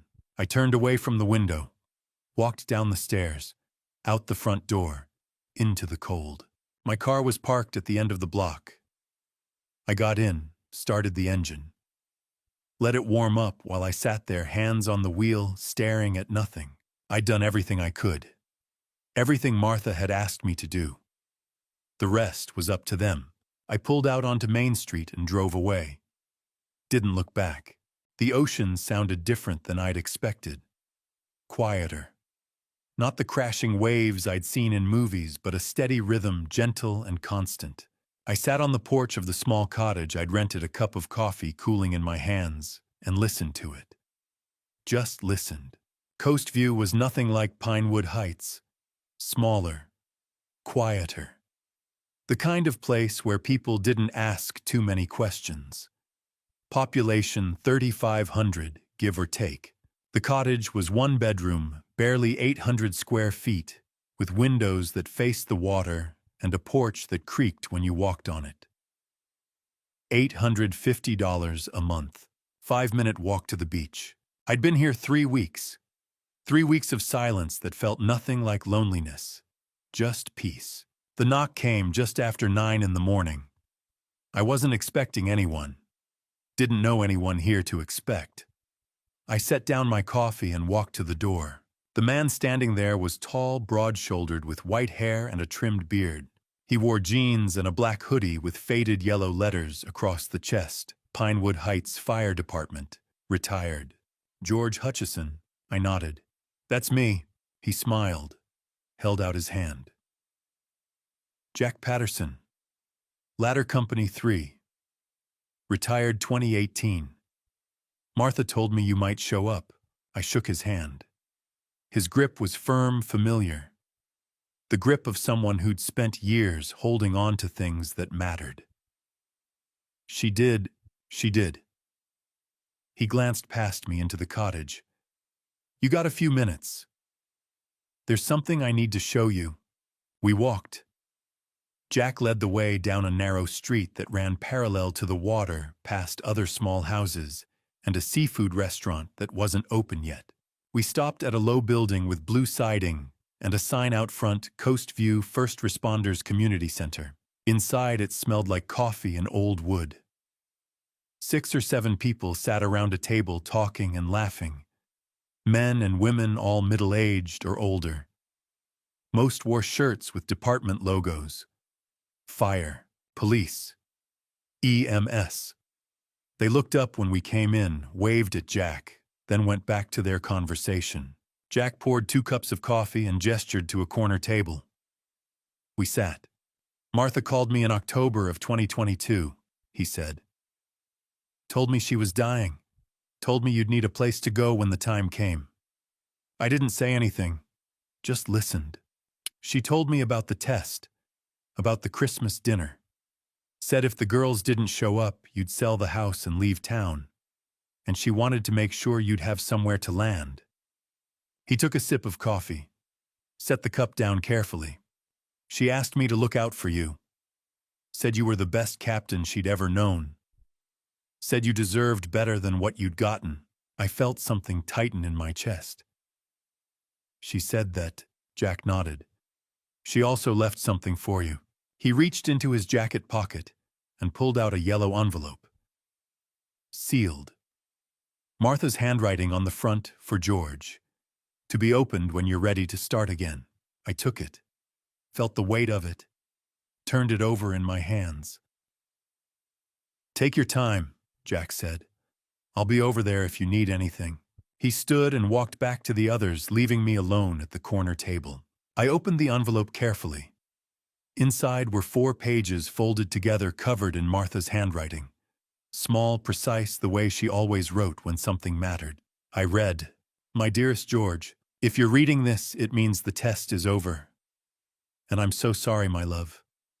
Sorry that I had to do this. Sorry that you had to carry this burden alone.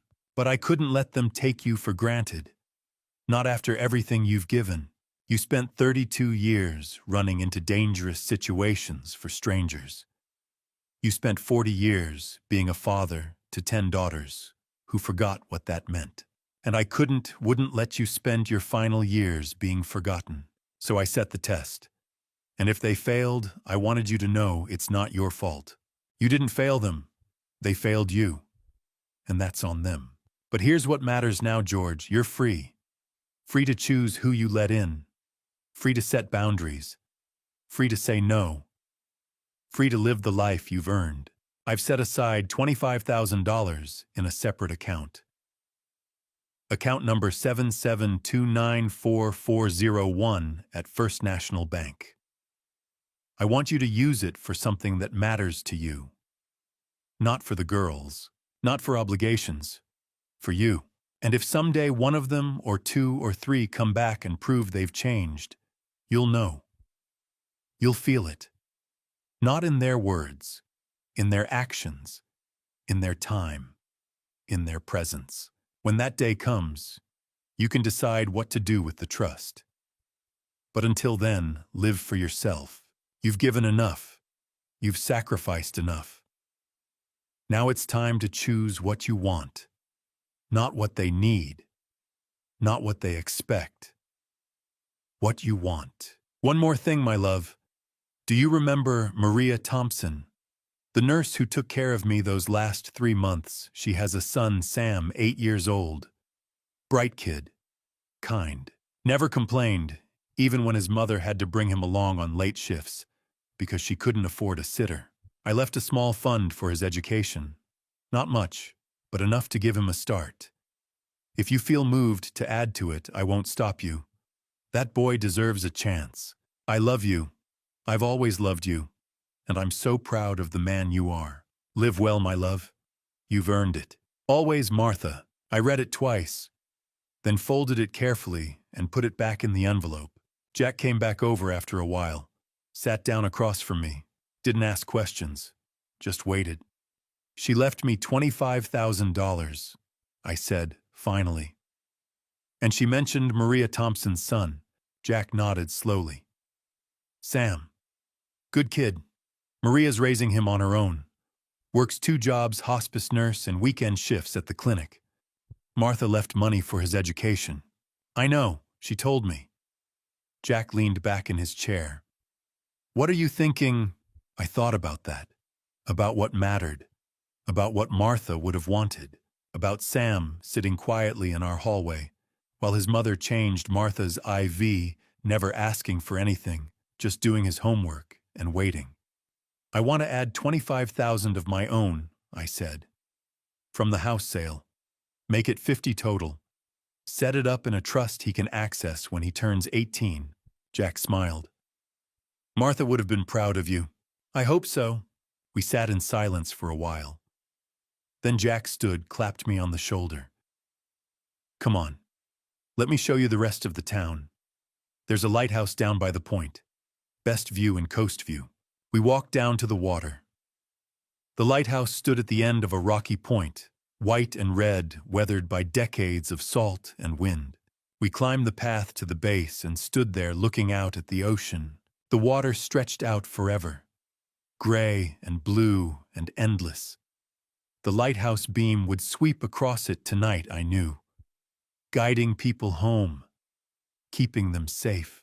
I thought about Martha, about the test, about the daughters who'd failed it and the ones who might still come back, about the house that wasn't mine anymore and the life I was building here. Free. That's what Martha had said. You're free. And standing there looking out at the ocean, I believed it. The cottage mailbox held a cream envelope with Rebecca's handwriting. I stood on the gravel path holding it for a long moment before I opened it. The letter was short, 1-page blue ink, dated 2 days earlier. It began with an apology. No excuses. No justifications. Just the words, I was wrong. I want to talk. Not about the money. About us. I read it twice. Then I folded it and put it in my shirt pocket. 6 months had passed since the reading at Daniels and Associates. 6 months since I'd watched 10 faces turn pale when the number was spoken aloud. 6 months since Craig Hartley had threatened to sue, and Margaret had walked out without looking back. In that time, I'd heard from 4 of them. Only 4. The rest, Margaret, Elizabeth, Jennifer, Patricia, Nicole, Stephanie had gone silent. No calls, no letters, no messages asking how I was or where I'd gone. It was as if I'd ceased to exist the moment the money became unreachable. But Rebecca had written. And 2 days later, she sat across from me at Seaview Cafe on a Sunday afternoon at 2 o'clock. The cafe was small, 6 tables wide windows facing the harbor. She arrived 10 minutes early. I watched her through the glass, her hands in her coat pockets, her breath visible in the cool June air. When she saw me, she didn't smile. She just nodded. We sat, ordered coffee. Neither of us touched it for the first 5 minutes. "I don't know how to start," she said finally. "And then don't," I replied. "Just sit." She looked at me. Her eyes were red. Not from crying, just tired. "I'm sorry, Dad." I didn't answer right away. I let the silence sit between us the way I used to let smoke settle before opening a door. You don't rush into a room when you don't know what's on the other side. "I know you are," I said. "I should have come that night." "Yes." I knew what Mom wanted. I knew it mattered. And I still didn't show up. I nodded. "You didn't." She looked down at her hands. I was scared. Scared that if I came alone, it would make things worse with the others. Margaret kept saying it was manipulative, that Mom was testing us, that you were using her memory to control us. And you believed her. I didn't know what to believe. Her voice broke. I didn't want to choose. I took a breath. Let it out slow. "Rebecca, you made a choice. You chose not to come. That was a choice." She nodded, tears sliding down her cheeks. "I know." We sat there for 2 hours. We talked about her job, her apartment, the weather, small things, safe things. She didn't ask about the money. She didn't ask where I was living or how much the house had sold for. She just asked if she could come back next month. I said yes. 2 weeks later, Rachel showed up unannounced. She'd driven 4 hours from Pinewood Heights with a cardboard box in her passenger seat. Inside was a photo album, Martha's old one, the kind with plastic sleeves and handwritten captions. Rachel sat on my front step and cried before she even said hello. "I lied to you," she said. "I wasn't stuck at work. I was at a bar with friends. I didn't want to cancel." I crouched down beside her. My knees complained. "I know. I'm so sorry." "I know that too." We went inside. She stayed for 3 hours. We flipped through the album pictures of birthdays, holidays, graduations. Pictures of Martha holding each of the girls when they were small. Rachel kept crying. I didn't. I'd done that part already. When she left, she hugged me at the door. I didn't hug back right away. But I didn't pull away either. 3 weeks later, Catherine came. She didn't call ahead. She just showed up on a Saturday morning and asked if I wanted to walk. We walked along the beach boardwalk for 20 minutes without saying a word. Then she stopped, turned to face the water, and spoke quietly. "I was afraid you'd never forgive me." "I haven't decided yet," I said. She nodded. "That's fair, but I'm willing to try." She looked at me then, and for the first time in years, I saw something other than expectation in her eyes. I saw relief. A month later, Amanda arrived with her 5-year-old son. I hadn't seen him since he was 2. She stood at my door holding his hand and said, "I want him to know his grandfather. The real one, not the one I talked about when I needed something." The boy looked up at me with wide eyes. I knelt down, held out my hand. "Hi, buddy. I'm George." He shook my hand solemnly. Then he grinned. "Grandpa George." I nodded. "Yeah, Grandpa George." Amanda's voice was quiet. "I don't want the money, Dad. I just want this." I stood up, looked at her. "Then come back next week. Bring him again." She did. 4 daughters, 4 letters, 4 visits, 4 attempts to rebuild something that had been broken for a long time. The other six, Margaret, Elizabeth, Jennifer, Patricia, Nicole, Stephanie, never called, never wrote, never showed up at my door asking how I was or whether I was okay. The silence from them was louder than any argument we'd ever had. I used to wonder if I'd done the right thing, if freezing the accounts, selling the house, and forcing Martha's will had been too harsh. But every time Rebecca showed up for coffee, every time Rachel sent a postcard, every time Catherine texted to ask if I'd eaten, I knew the answer. Some bridges once broken can't be rebuilt, and some people only come back when there's nothing left to take. I'd spent 40 years being a father to 10 daughters. Now I was learning to be a father to 4. It wasn't what I'd hoped for, but it was real. And in a strange way, it was enough. I sat on the porch that evening watching the sun drop below the horizon. The air smelled like salt and pine. Somewhere in the distance, a gull cried. The ocean rolled in steady and patient. I thought about Margaret's face in that conference room. I thought about Craig's fists on the table. I thought about the other 5 who had stood silent, waiting to see which side would win. And I thought about the 4 who had come back, not for money, not for inheritance, not because they had to, just because they wanted to. That was the difference Martha had been trying to teach them. That was the lesson I'd been too tired to see until she was gone. The sun disappeared. The sky turned purple, then gray. I stayed on the porch until the stars came out. Somewhere 6 daughters were living their lives without me, and 4 were learning to live with me. I didn't know which was harder, but I knew which one mattered. I set 5 plates on the table. Last year I'd set 10. The house had been silent. The chairs had stayed empty. The turkey had gone cold while I sat alone waiting for daughters who never came.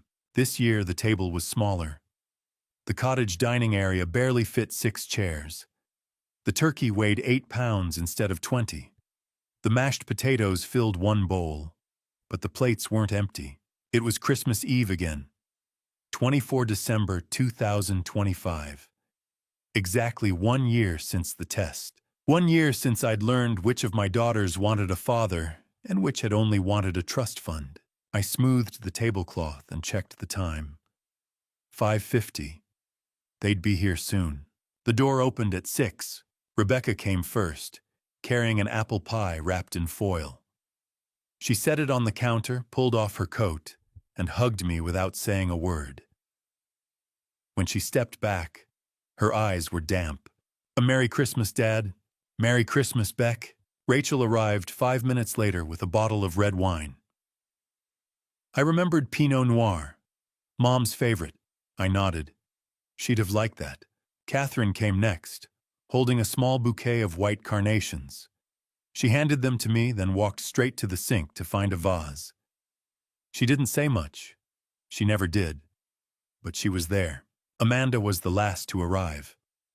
She held the hand of a small boy in a blue sweater, my grandson Ethan.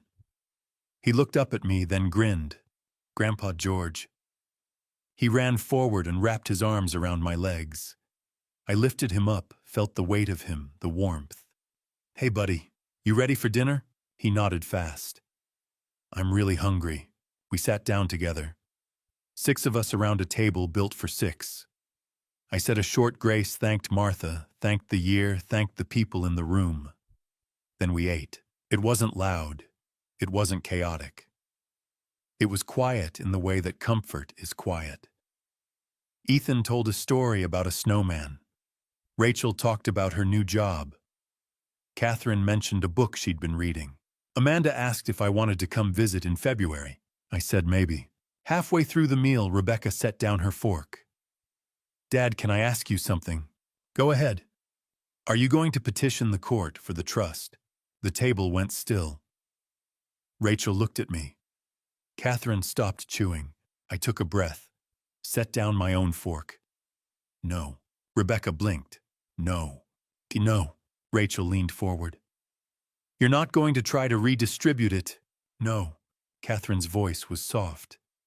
"Why not?" I looked at each of them. "Because the trust was your mother's way of testing you. You failed that test. All 10 of you. But you four passed a different one, the one where you had to choose between money and me.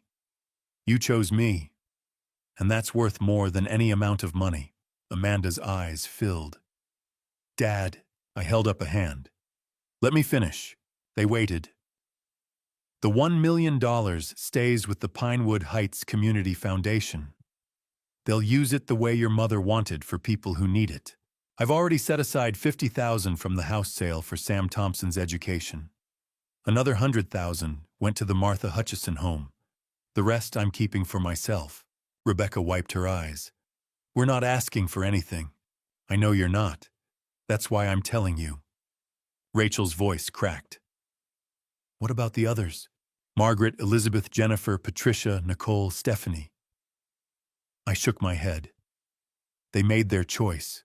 They haven't called. They haven't written. They're not coming back. And I've made peace with that. Catherine looked down at her hands. Do you think they ever will? I don't know. Maybe, maybe not. I picked up my glass of water, took a sip. But I'm not waiting anymore. I spent 3 years waiting.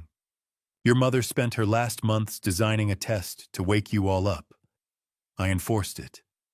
And now it's done. You four came back. That's enough. After dinner, we moved to the porch. The evening was cool, the sky streaked with orange and purple. Ethan ran down to the sand, chasing seagulls. The four of them sat on the steps, talking quietly. I stood by the railing watching. Rebecca came up beside me. Thank you, Dad. For what? For not giving up on us. I looked at her. I didn't give up. I just stopped pretending. She nodded, wiped her eyes again. I'm glad you did. Rachel joined us. Are we going to do this again next year? If you want to. I do. Catherine and Amanda came over. We stood together in a loose circle watching Ethan kick sand into the air. 6 of them never came back, I said quietly. And I've made peace with that. Rebecca's voice was soft. Do you miss them? Every day. I paused. But missing someone doesn't mean you let them hurt you. Your mother used to tell me you don't lose family by setting boundaries. You lose yourself by never having any. She was right. I looked at the 4 of them. These daughters who had driven hours written letters shown up when it was hard and uncertain. I set boundaries. I lost 6 daughters, but I found 4, and I found myself. That's enough. Amanda's voice trembled. Is it though? I turned to her. Yeah, it is. We stood there a while longer. Ethan ran back up the porch steps, breathless and grinning. Grandpa, can we come back next weekend? Amanda laughed, embarrassed. Ethan, we just got here. Yes, I said. She looked at me surprised. Yes. Come back next weekend. Or the one after. Whenever you want. Ethan cheered. The 4 of them smiled. And for the first time in years, I felt something I hadn't felt since Martha died. Not happiness, not closure, just peace. They left an hour later. One by one, they hugged me at the door. Rebecca held on the longest. Rachel whispered, "Love you, Dad." Catherine squeezed my shoulder. Amanda lifted Ethan so he could kiss my cheek. Then they were gone. I stood on the porch, watching their taillights disappear. The ocean murmured in the dark. The stars came out cold and clear. Inside 5 plates sat in the drying rack. I thought about the 6 who hadn't come. I thought about Margaret's anger, Elizabeth's silence, Jennifer's excuses. I thought about the empty chairs that would stay empty. And I realized I didn't need them to come back for me to move forward. Boundaries weren't walls. They were lines drawn in honesty, held in place by respect. They hurt. They cost. But they were the only way forward. Tonight, 5 plates had been used. 5 voices had filled the room. And one small boy had called me Grandpa. That was enough. The ocean kept rolling. The stars kept shining. And I kept breathing. If you've stayed with me this far, I need to tell you something. I'm George Hutchison, 61 years old, retired firefighter. And this family story isn't just mine, it might be yours too. For 32 years, I gave my daughters everything: money, time, forgiveness they never earned. I thought I was being a good father, but what I was really doing was losing myself. My wife Martha saw it before I did. And when God took her home, she left me a test, not for revenge, but for respect. This dad revenge wasn't about anger. It was about boundaries. It was about saying, I matter too. Some people call it harsh. I call it survival. Because here's what I learned. If you don't stand up for yourself, no one else will. So don't be like me. Don't wait until you're 60 to realize your worth. Don't let anyone, even family, treat you like an ATM with a heartbeat. This dad revenge taught me that love without respect is just exploitation. And boundaries aren't walls, they're the only foundation relationships can stand on. Every family story has a cost. Mine cost me 6 daughters, but it gave me 4 who chose to come back not for money, but for me. And that dad revenge, some people judged, it wasn't revenge at all. It was freedom. I lost 6. I found 4. And I found myself. If this family story made you think, made you feel something, or reminded you of your own life, leave a comment below. Share this with someone who needs to hear it. Subscribe so you don't miss what comes next. Thank you for listening until the end. One last thing, the stories here blend experiences with fictionalized elements for educational purposes. If this content doesn't resonate with you, feel free to explore other videos that suit your journey better, because we all get to choose what we listen to and who we become.